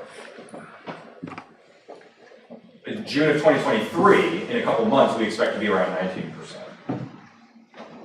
Okay, but I guess I want to see this on paper then, or slide, because a lot of money coming back in. Mm-hmm. Seems like not as much money coming out as even going back in. If I quickly added up the money being in this budget used for undesignated fund balance, it's even less, I think, than what you're anticipating going in. Well, if you count the overlay and the veterans credits, that is another, $325,000. Okay. So that's a big chunk. Okay. All right. All right, on this, let's keep it to let's Just talk this. about this Yes, issue. Yes, just undesignated fund balance. I guess that's what we're talking about. Okay, that's great. Have we ever talked about that before? I don't know, it's come around and go around. So Kari Asmus, and this time I will speak in my capacity as chair for the Hanover Finance Committee. Although we haven't met since Thursday, yes, we have talked about this many times, so I'll reiterate some of the points that we've made before. And I guess the first thing would be that we're very pleased to see that we're going to this 3 checkpoints system, because that's something that we've sort of had a homegrown system of doing ourselves, so it's even better that it's coming from our administrators. And we have also in the past sort of asked, what do we expect the year on fund balance to be? That's a key thing that we learned during the school budget season, and we've never been able to get that from the town during the process, because there's just always so much going on. So we appreciate that staff has taken on that as well. It really, I think, will help the process of figuring out what to use tremendously. I guess I just wanted to say that before making decisions tonight, I did want to point out that we do have under regeneration, or we're adding to year on fund balance, $140,000 for meals and room unanticipated revenue, but that was already used for setting the tax year 22 tax rate. So I would double check whether that is available or not. On the plus side, I believe the New Hampshire retirement system refunds was $81,000 for the general fund and another $41,000 for fire. So I mean, this is one of these things where things come out in the wash. Fortunately, there's not a bias that's always against us, and unfortunately, it's not always for us. But I would definitely check those 2 numbers. The one that I was not clear on, that maybe Alex or Ellen could explain, the estimated current budget year, it has a negative $40,000. What is that in reference to? That is meant to be, and I'm just checking all the calculations in here, that is meant to be, yeah, that should be right. That is meant to be the year surplus deficit as far as the use of the fund balance. So sort of just taking how much we expect coming out, how much do we expect going in. Right, and I guess it's just one of these things that, of course, we can't take out more than was voted at last year's town meeting. So I'm a little concerned to be seeing a negative number there. And I didn't know, I mean, and then the other part of it is that I did ask this at the last meeting of whether we know at fiscal year 22. We've seen a number of submissions that say that our expenditures were greater than our revenues. We don't understand that, and sort of understandably the response was, well, let's just focus on this budget. But in fact, if there was a deficit, and I'm seeing this $40,000 here, which kind of makes me wonder, that I know if this were the school district, we would need to add a deficit appropriation to town meeting, because we can't just take money from undesignated fund balance to pay off a deficit. I don't know what the answer is. I'm just asking the questions and saying that instead of making a decision on this tonight, that maybe those would be things that would be good to get answers on, so that you can make a better informed. Can you ask that last question again? So I mean, I've asked, and the finance committee has been interested in how did we end fiscal year 22. We know that we have an undesignated fund balance that's the accumulation of many years of surplus, but just that one year, did we have more expenditures than revenues? We've seen some indication that we did. We did, we had a deficit of, I believe it's in the answers, but it's. Yeah, it was like 200. No, like $378,000. Okay, so if that was a deficit, I know that the school districts, anyway, that's sort of the budget, my budget background, if they had that happen, they would have to go to district meeting and ask for an appropriation of that amount. Did that impact this year? We should have done it Will last that year. impact FY '24 budget? Well, it would impact the amount of taxes that you need to raise. You'd have to raise another $300,000, or you could ask town meeting to use an additional undesignated fund balance in lieu of raising more taxes. But then that would lower that percentage. So it's just a matter that if there is a deficit from fiscal year '22, something has to happen, and it happens, at least with the schools, at town meeting. And I'm thinking the municipality is the same, but I've never faced this situation before. So we may need to take that step, and I'll go back and lay out the numbers, but I believe from working with the partially audited statements that the undesignated fund balance that we're looking at the $3.2 million has already taken into account the deficit. So while we may need to go through some procedures, I don't believe that it will impact. Lower it anymore. Correct. Okay. Again, it's just, this is not a typical situation, and so we just need to make sure we lend? Yeah, can, Peter, as the auditor, and Ellen, you've had enough time to evaluate, I mean, my guts bothers me that we end up with a deficit in FY '22. Mine too. Based on the number of vacancies we had. I know we did special this and special that, but I just couldn't fathom that with all those vacancies that we didn't have money left over to counterbalance any other over expense. That's just and so if you feel, I just want you to feel really comfortable that the numbers you've been dealt, which I recognize are challenging, have had an opportunity to be reviewed by, everyone, because it just doesn't feel right, which is not exactly how you do accounting, We but I'm haven't just. had a deficit since I've been It's not here, a science. so I don't know why '22 would be any different. So let me go back and take a look. I can tell you that, again, in the partially audited statement, that is the number that's in the document.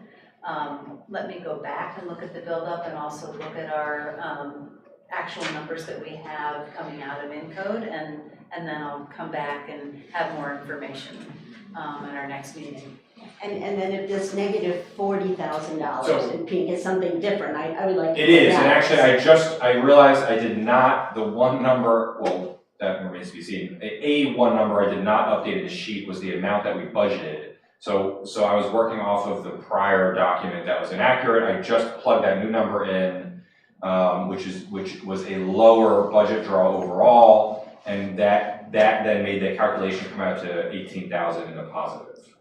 Okay. So I will send you that version too, but that was, that was Okay, and because this just came out, I have not had a chance to look at any of the other undesignated fund balances. Although just looking now, I agree that the 18% for fire looks more like what we had.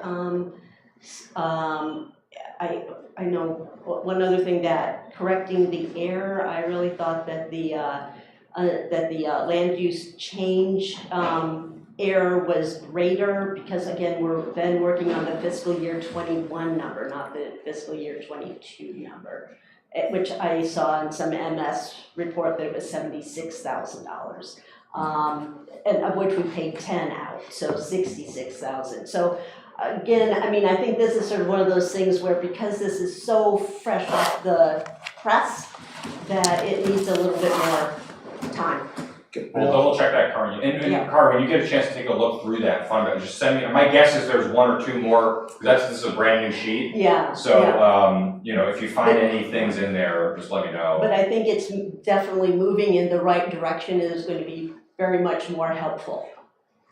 Great, thank you. I also want to make sure that we don't change the definition for the denominator, at least this year. That's correct. We're trying to keep it consistent this The year. same definition for Yes. the denominator as our historical numbers. That's correct. Yeah, and that is definitely one of our interests as well. We're trying to keep things as consistent as possible, so we can do apples to apples.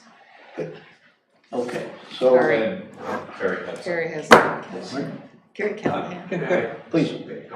Just on the undesignated fund balance, Carrie Callahan, 9 North Park Street.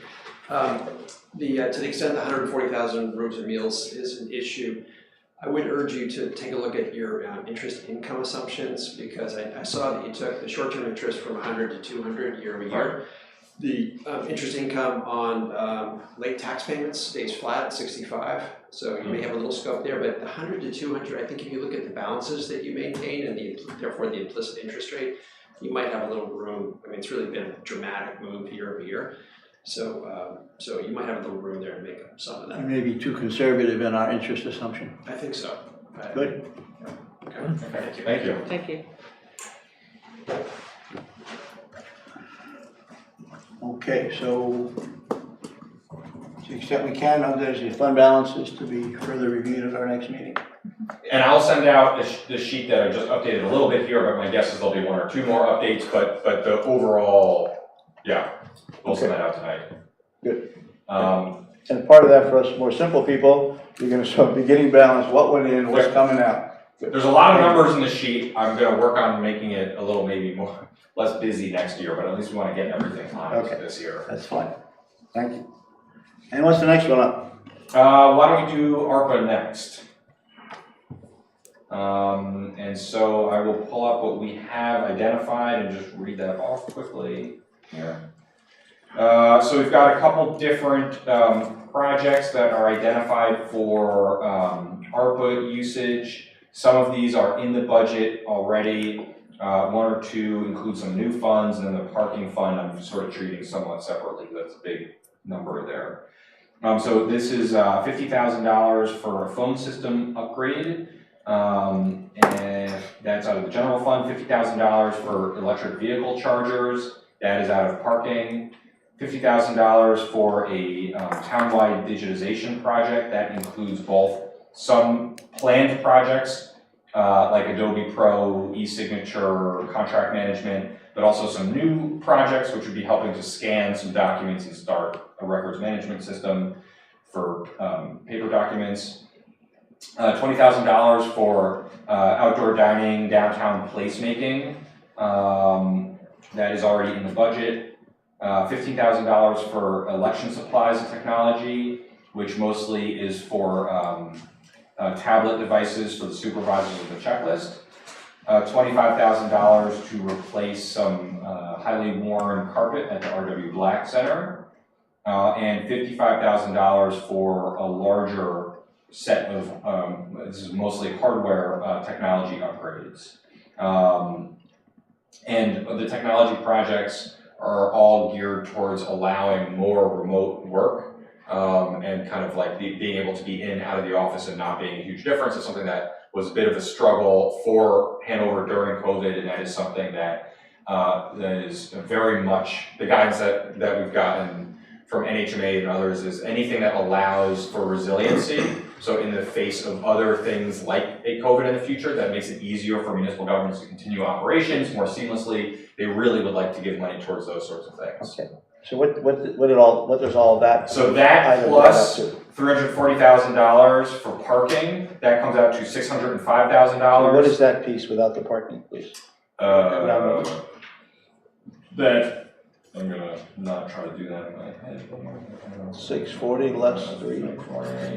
I couldn't do it So that that is anymore. $265,000, not including parking. Okay, and what criteria did you use to select, to come up with those projects? It's mostly the criteria about what is sort of the most preferred ARPA funding projects. There's a whole bunch of stuff that's eligible. It's a pretty wide net. We are avoiding right now paying people. That is just comes with another set of requirements and reporting conditions and census. There's just more reporting. That's already a lot of reporting because we also got a So large you've number of- avoided that. we're trying to streamline it as much as possible, and one of the categories of ARPA funding is for providing basically general government services that you would normally provide, and that has like the most streamlined reporting structure. So we're trying to make the reporting and tracking easy, but also do projects that we think would be high value. A couple of these were planned projects, but we increased the amount so we can do more. Like the town digitization, I think, is a great example. We were talking about getting an e-signature program, but what this will allow us to do is kind of take that a level further and identify high priority paper records that we can move fully electronically. This will be money that we can actually scan stuff, which is really the most expensive part. Okay. My guess is there will need to be a phase 2 to really move all the way there. But so it's a really nice use of ARPA money because it takes sort of an existing technology project, expands it to something that we might not have been able to do without that money. Board, any questions about that, those funds? The EV charging, there's not other monies that you can use. I mean, 50 grand, what are you getting? I mean, what is? Right now, the programs are at 80-20 matches, so there's gonna have to be some local money. Okay, so the 50,000 could be matched for more. Could be matched for more money. We don't have a project lined up. We've been talking to Hartford and Lebanon about doing something regionally, but it may not work that well, so we might have to go alone and try something in town ourselves. And we do have some of the infrastructure already set up. We have back started, we put conduit in, but we haven't done anything else, so okay. There's some ability to do some things. Which specific one, Jordan? I missed your. It was the EV charging, it was 50,000 okay. for EV charging, and I know that we had talked about that before, so. Was that 2 chargers, just 2 level 2? It was a level 3 is okay. what we were Level hoping to 3, do. okay. And those are the fast ones. Yes. Yay.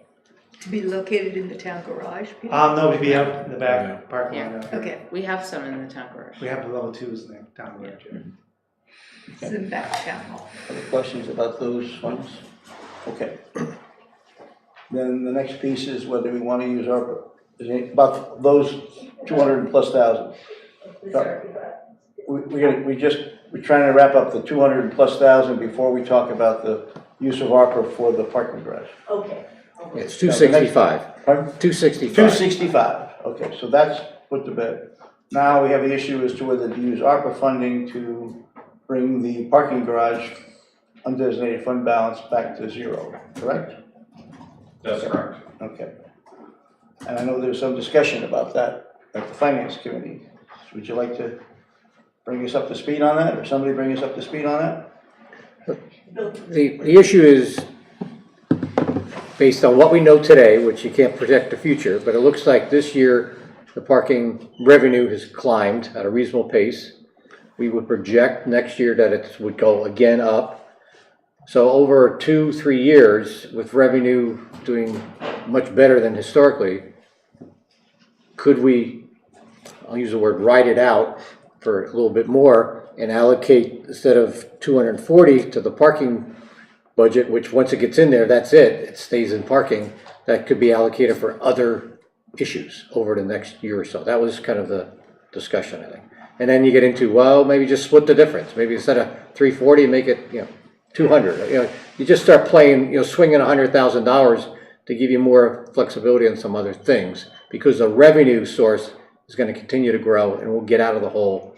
We don't need to go to 0 on. What is the FY24 parking fund budget at? So there's a deficit shown in the budget of about $23,000, but that also includes advanced transit and an additional advanced transit. That's $50,000 more Right, for advanced it transit. is what it is. So right now, it's not, in 24, it's not scheduled to produce a profit, use it a profit, whatever that word. I mean, we have conservative revenue predictions in, so it's possible, but I just wanted to make sure to flag that the parking operations are revenue positive, but the parking fund, as budgeted, is not. And my understanding was there was some work that was going to be done by Desmond or some parking consultant to reassess how we're doing operations. Is that in the budget or not? I don't know if we have money for that in the budget, but we definitely have committed, and especially when we first thought we were $1 million in the hole, we all kind of got and said, okay, we need to really talk about this. And if, we're all committed, as part of this budget still, to have the conversation about parking. Is it sort of meeting the needs in the best possible way? How do we make sure it is financially sustainable in the future? So those conversations will definitely happen this year, and we would expect that to be a sort of wholesale evaluation. Thanks, Pete. Like a wholesale evaluation of kind of how, and I think that includes the conversation, should all advanced transit be in there? Should some of it be in general, some be in parking?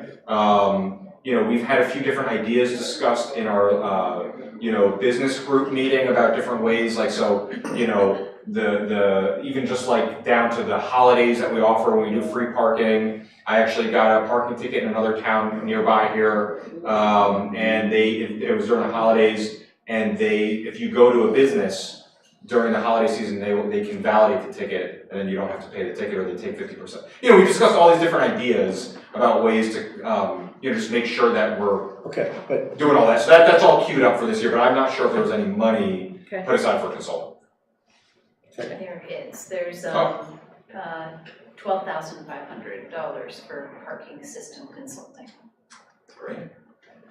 So, the original thought to use ARPA money was because it's right on target with what ARPA was intended to do, which was to help towns out where COVID got the best of them. And this is a classic example where the parking fund went from one of the healthiest we had to in the hole because of COVID, straightforward. So that was the original logic behind using ARPA funds, to bring that at least to zero, and then hope it can go back to being healthy again. Carter.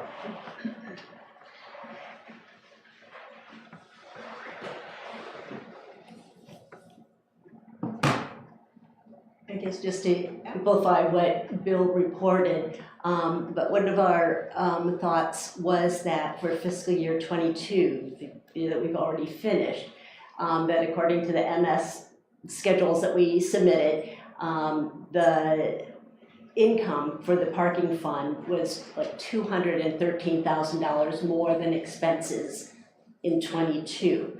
For 23, we raised some of the fees, so revenue should be even more this year than in 22. And so I have to say, I'm not really quite sure how it can be if in 22, not only did the parking fund break even, it brought in over $200,000 more than went out, how in 24 we have a gap again. So that's something that I'm not understanding, but overall, part of this thought process as well is that, we're sort of in the mood right now for looking at what are the challenges that are coming down the road. And I think one of the things that we see, and I'm sure you see it, everybody sees it, is our capital reserve programs where, we thought that we were reserving enough. But now with inflation and the replacement costs being so much higher, the thought of the finance committee was, is there a way to use ARPA funds? And I see that, many of the ARPA funds are taking things out of the capital reserve and paying them with ARPA. So that is making our funds more healthy. But to the extent that we can do that even more, and perhaps it would be by not putting the entire $300,000 to bring the parking fund to zero. But again, letting it right out, because at least in 22, it really improved its position significantly. But could we continue to figure out ways to use ARPA to strengthen our capital reserves, which also were harmed? I mean, the inflation is due to COVID. So even though that's not as direct of a line, that challenge is a COVID challenge. So that was why we would encourage you to think twice about the need to bring the undesignated fund balance up to zero for parking. If in fact it did as well in 22 as was reported on the MS forms. And for whatever it's worth, just one point from I think Ellen and I's perspective that as far as addressing the existing deficit, and Ellen, just correct me if you or disagree, but is that the minimum kind of action here is to go in the right direction this year. It doesn't have to be to resolve it. It could very well be. I mean, it certainly, from, you know, kind of an accounting perspective, it's nice to kind of have that all cleared out and move on. But as far as kind of concerns about having a negative fund balance, as long as we have a plan for going in the right direction and we feel confident in that plan, we feel like that's a pretty good move, for whatever that's worth. The sooner we get there, the better, certainly. Okay. And I will also say, and I don't know this perfectly, I tried to read more about it today. The ARPA guidelines are quite voluminous, and that I do believe that if we're doing loss of revenue, there's a formula that we have to use. And so we might allocate up to a certain amount of ARPA funds, but then we have to basically plug in everything into a formula. We have to get our baseline revenues, and then there's a whole set of things you have to do, and then you're only allowed to basically use that much. And we did have a major revenue loss, so I wouldn't be surprised if it met that number, but we do have to go through that calculation. Kim?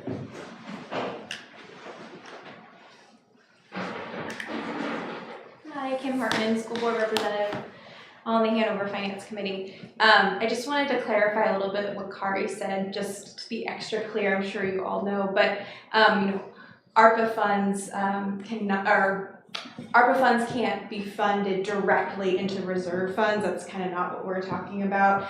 But you know, money is fungible, and so if we pay ARPA funds with other projects that reserve funds may have used, it kind of gives a little bit of relief. So I just wanted to clarify that the proposal is not to put ARPA money into reserve funds, but kind of a little bit more of an indirect transaction. Just wanted to clarify. Thanks. And basically, to piggyback on that, the use of ARPA funds that we have identified to pay for capital projects that would have otherwise come out of the capital reserve funds basically means that it changes the calculation formula. We have not redone the calculation yet, but basically if we're using outside money to pay for projects that we were expecting to have to do in this, you know, kind of complicated calculation about how we refill the accounts, that's sort of free money in a sense that's opened up back into the reserve. That's basically what you're saying, right? Yeah.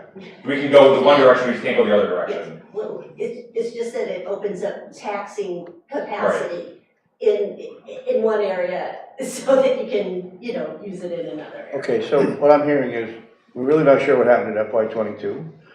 We don't have to necessarily make an ARPA decision. We need to make it by December of this calendar year.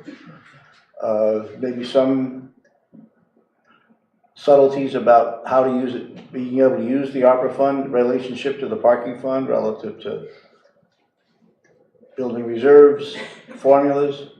So my gut is you can easily kind of table that and make it a part of the ARPA discussion during this coming calendar year. We can always do it later because we don't need town approval. Right. So we can make those decisions in June or July or August along with the rest of the ARPA decisions, and we'll know more about the parking fund at that point. Is that a fair analysis? I think so. I mean, Ellen would. Yes, we would, you know, in this budget period, end up with a negative. Yeah, the fund balance would be negative, and we'd have a plan or options to correct that, which we can explain at town. I can explain at town meeting.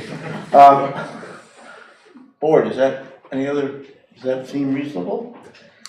I mean, I'm the one that wanted to get that back to zero. I thought I left here last time thinking that back to zero was a good philosophy, and now you're kind of backing away from it. I am. I was fully on board with you getting back to zero. Well, we will get back to zero, but we're not quite sure how yet. Okay. We haven't eliminated this as a way to get back to zero. Okay. As long as we meet the ARPA funding requirements, et cetera, et cetera. So we haven't taken this away as a tool to get us back to zero. And it's still We're just delaying the decision when we have a broader ARPA decision, where we may know a little bit more about the parking fund status. Okay. So I don't see any downside for delaying the action. And we're still spending the ARPA funds as rapidly as we ought to be. Well, we've committed to, you have to spend them by December. Yeah. So we will have So made we all our gotta ARPA get- decisions yeah, by we gotta December. get on the horn. And it does integrate nicely as far as some of the goal-setting conversations that we talked about, which I think, Peter, is what you're saying, but just want to make sure. Yeah, it's just. That's all happening, yeah. Okay, so do I hear that consensus on that? That's fine. Nancy, okay with that? And Not then, really, sort of. Peter, as part of that discussion, the 2 points that I'm, again, just a little minor confusion on, is what happened at the end of FY '22. The numbers that were submitted one way may not be correct, so that's something we should just, when you get a moment. And then to have a negative budget projected for this coming year based on history doesn't make any sense to me. So that's just another thing to evaluate when we have time to evaluate. Well, We don't no, have the to. negative budget's from the AT, right? The expanded, Well, AT's been Yeah, in there that's- historically. If it was 200,000 up, that 50,000 shouldn't make that, but yes.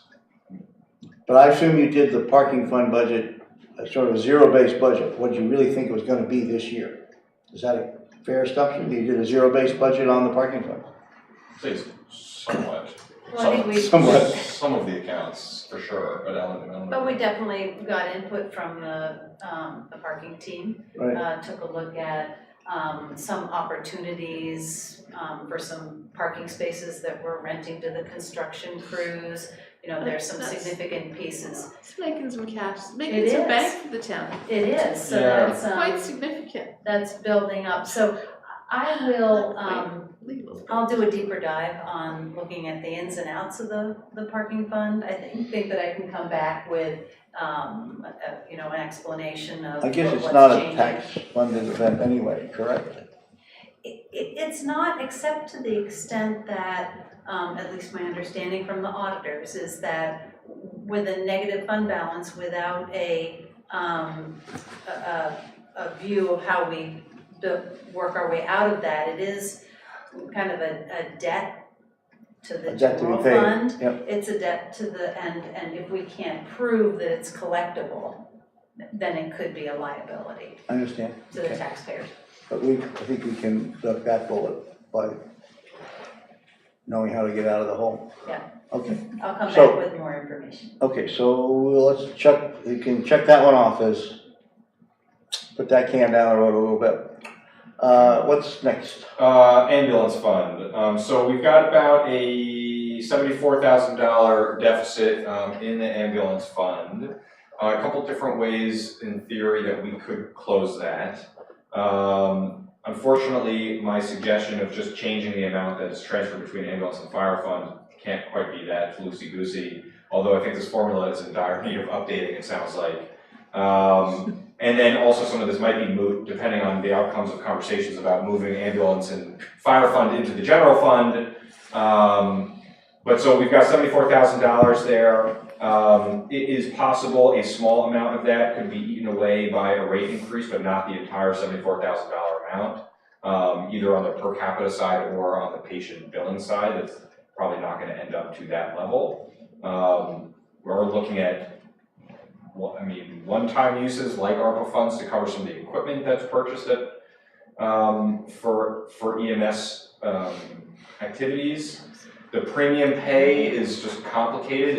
It is eligible, but I'm also just concerned because I know we've gotten other federal grant money for time of EMS workers during COVID, right? And we would not want to double count anything, I don't think.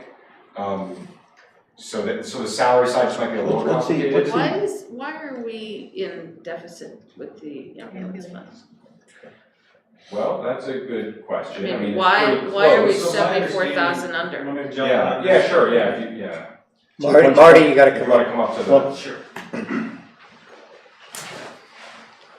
Marty McMillan, Fire Chief. So, many years ago, we decided, before my time, the town decided to look at the ambulance fund and the fire fund as two separate entities. They created two separate funds for that, and they just decided that the ambulance was going to be charged 25% of our overall operation. So think of it like this. You needed a fire department, you need an ambulance. If I didn't combine the two together, you'd have two separate organizations and it would cost you double. And I think at the meeting that I had with you at the budget meeting, I said the unique thing about our situation here is we can do both. We can combine fire and ambulance, and I can run an ambulance company and a fire department with the same number of people, okay? And I think this goes back to when they actually, when we were leaving the town should I say this? Uncovered, because people were going out on these longer ambulance runs up north, and you added some firefighters. Okay, so somehow they came up with this formula: 75-25.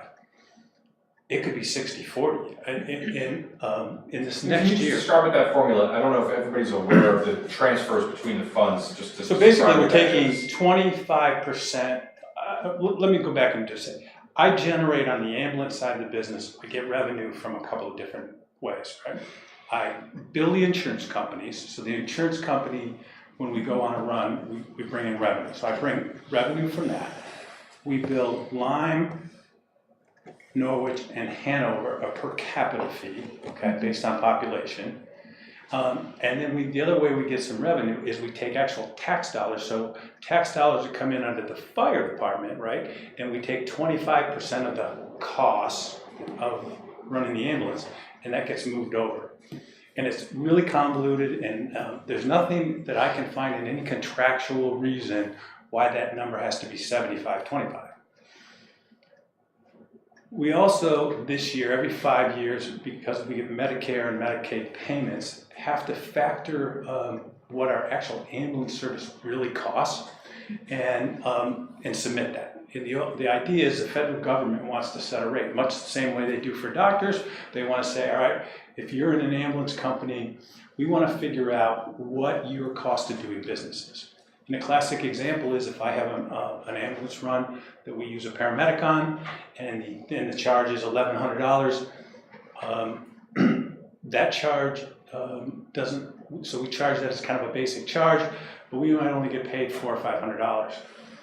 Depending on the number of runs that you go on, if you were in the ambulance business and you did 300 runs a year, that charge might be $2,500. If you're maxed out, that charge would come down. So it's this very arbitration. I mean, you just try to figure it out. I would argue that in our business, where 2/3 of the runs we go on are medical costs, right? Mm-hmm. So how do you really fairly balance that? Should 66% of our budget be allocated on the ambulance side and 1/3 to the fire? And so, you know, and so you can go back and forth and back and forth. My whole point here is I don't know what locks us down to the 75-25 because we have money in the fire side of it. Right, the fire, right, exactly. If we could change that, and maybe Kari, if you have any comments on the history, because if we can change that formula to like, I mean, this is not exactly right, but like to, you know, 70-30, right, everything's fine. And it might be a little bit different than that. Why wouldn't we do that? Well, that's what I was suggesting. I think we can do it. 80-20. Sorry, yes, that's right. Whatever it is, yes, it's all money that's coming into the fire fund, and why we. And it's pretty arbitrary lines drawn between the two, and it's not like the funds are in any way separated in how we pay. It is not. There's no separation in the provision of the services. It's just how we account for it in our accounting system. So between the revenues from the ambulance fund plus the tax revenue for the fire, we have adequate money to fund both ambulance and fire. Totally healthy, yeah. Very healthy. And a good size. It's just a 75-25 split. So this is purely a accounting something or other. Yeah, and as Marty said, I mean, the EMS portion has become, and tell me, correct me if it's wrong, a bigger and bigger percent over the years. So whenever this formula was set, I mean, this would if there was a formula and we wanted to do it this way in the future, which we probably don't, but if we did, there should be some calculation made off of last year's runs, right? That's the percent, and then this is the breakdown for next year. So we could do nothing and accept the deficit in the ambulance fund, knowing that there's a surplus in the fire fund. We just do nothing and realize that those two balance each other, right? Well, I don't think we can just leave the money there. I mean.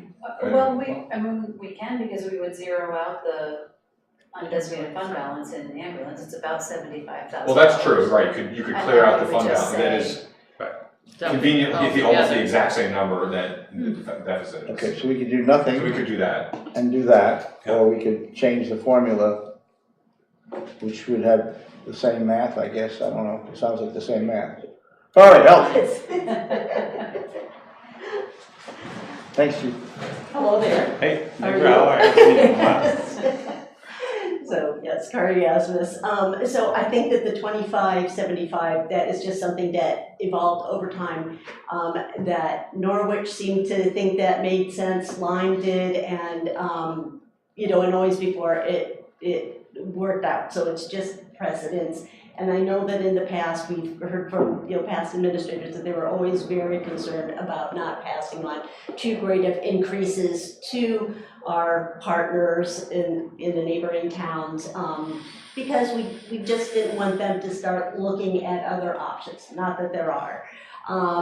But that, it's just the way it's evolved over time. But I do want to answer the question, why is there this problem this year? And it is because, as Marty said, and it's not 25% of all operating costs, it's 25% of salaries for suppression overtime, and a little bit of the administrative assistance time and benefits also is in there. And this year, because we're seeing such a big increase, understandably, in salaries, that is 25% of that is going to ambulance. And normally, we would pass that on to Norwich and Lyme. However, Norwich has already had their town meeting. They don't have it in their budget. Lyme did postpone. They're actually going to vote on the 28th, but their budget is already put to bed. So any other year, we maybe would have done this in advance.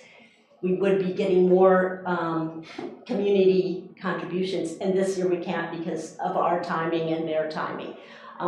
So that's the rub. Thank you. Yeah, I guess I was just going to say though, in terms of whether or not the fire fund would be a good source, should it be one entity? I mean, this year right now, to keep the tax rate at the 6.5%, we are looking at, by the slide that I saw, using quite a few one-time sources for ongoing costs. And we know that we want to think really twice about that. I guess I would say that what's really hurting us is not being able to up the community contributions. And I'm not sure that, that relying on the fire fund this year would be a great idea. We could talk about that a little bit more. I had another thought. I guess the other thing that the Finance Committee also did talk about, yes, using the undesignated fund balance, which would leave the undesignated fund balance for ambulance below the 5% floor that policy calls for, would be, is there ways that, that 41,000 that fire got for the retirement refund from the state, should a quarter of that somehow make its way? I mean, that would only, I don't know, take, $5,000 or $8,000 off of the $75,000 deficit. But the question is, are there things that were, also ARPA money that paid for the salaries in fire that could backstop? Sounds to me that the way to keep it simple would be to do nothing. Let that run through with the understanding, with the intent of looking at bringing both of those funds into the general fund perhaps next year.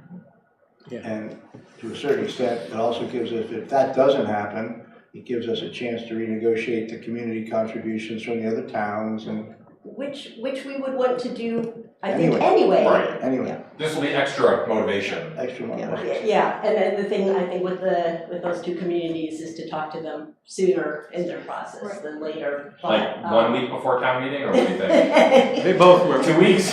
We always have a conversation with them, and I did mention to Norwich also that we were anticipating in their budget to put in a 5% increase, which would be a rate fee that we would actually have you Did they approve. include a 5% increase in their They budget? did. Although that doesn't account for the entire increase in No, no, salaries, but I'm it talking is about, the. yeah, what we have factored in. So we gave them an indication, they follow through on it, and that's what we're. So that's part of what is currently in the budget, so it Any would downside not, is would we not might take. keep it simple. Right. That is good to hear, because I did look at the line budget, and they actually, for fiscal year '24, have the fiscal year '22 number in their budget. So I was concerned that nobody talked to them last year or this year. But I did want to point out that in order to close that gap entirely by community contributions, it would be more like an 18% increase is what I Okay, figured it out to be, as opposed to 5, but 5 would certainly get us closer. Okay, thank you. So is there a downside to keeping it simple? I don't think so. Bill, anything? Let's keep No, it you're the simple. accountant person. If we think of one in the next 2 weeks, we'll Let us address know. it. Okay, what's the next one? I think we have a general consensus to keep it simple. I think that's it on explain my that at list. town I don't know if meeting there's too. other things that you all wanted to talk about tonight. And what I will also make sure to commit to do is that these are not a ton of updates. We did a lot today. And so I'm sure we'll get a few questions tomorrow. We will get all this out to you Wednesday, Thursday. There's one other item that we have not formally put to bed, which is the veterans Credit.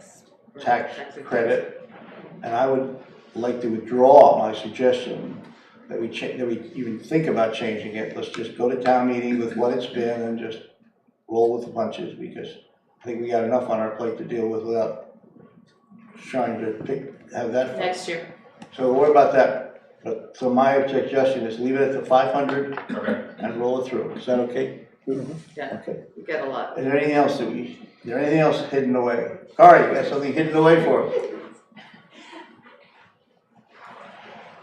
This was actually something else that was on your list. You mentioned the social service agencies, that the newest one, the food pantry, perhaps did not fit in the definition of what we normally did. We had a bit of a discussion, and I made the point that, this is an obligation to meet the needs of our citizenry, and we happen to do that through social service agencies. The other thing, though, that I didn't mention is that there is a prohibition of municipalities using expending monies or giving monies to private entities, which these nonprofits are, unless there's a quid pro quo, which is why, visiting nurses tell us that they will visit so many people so many times.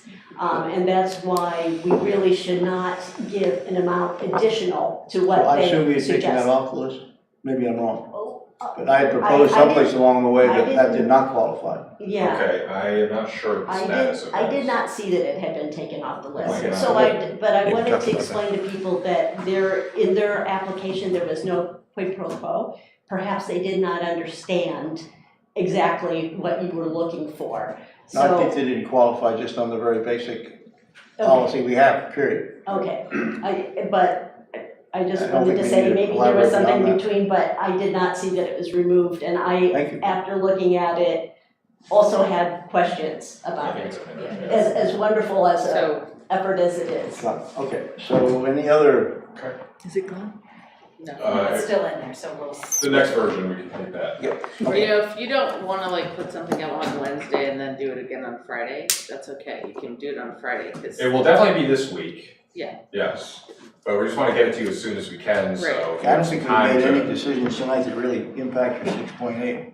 No, that's true. May I ask if it could be on Thursdays, because like if we get it on Friday afternoon and we look at it Yeah, and we right. have all these things Yep. and weekend is not a great time. Not for them. Right, so Right. Thursday would at least give us an overnight. We will shoot for Thursday, especially if you all send us any questions that come up tomorrow. I mean, I know that's a short turnaround as far as what we sent out today. But I guess the sooner you get those questions back, the sooner that we can go back and update things again. I don't think it's gonna be as massive of an update as from last week to today, hopefully. But I think we're pretty close, yeah. Just also doesn't sound like we did much to move 6.8. No, I'm not sure any of these things were. Good. Yeah. Okay. Other budget ideas, questions? Hearing none. Any other business to come before the meeting? Select board. Hearing none. I move we adjourn. Do I hear a second? Yes, second. All those in favor? Aye. Aye, we are adjourned. Thank you all, appreciate it. Lots of work. Thanks, Finance Committee. Thanks. You guys need to sign this. Okay. This is the, these are. There you go. Thank you.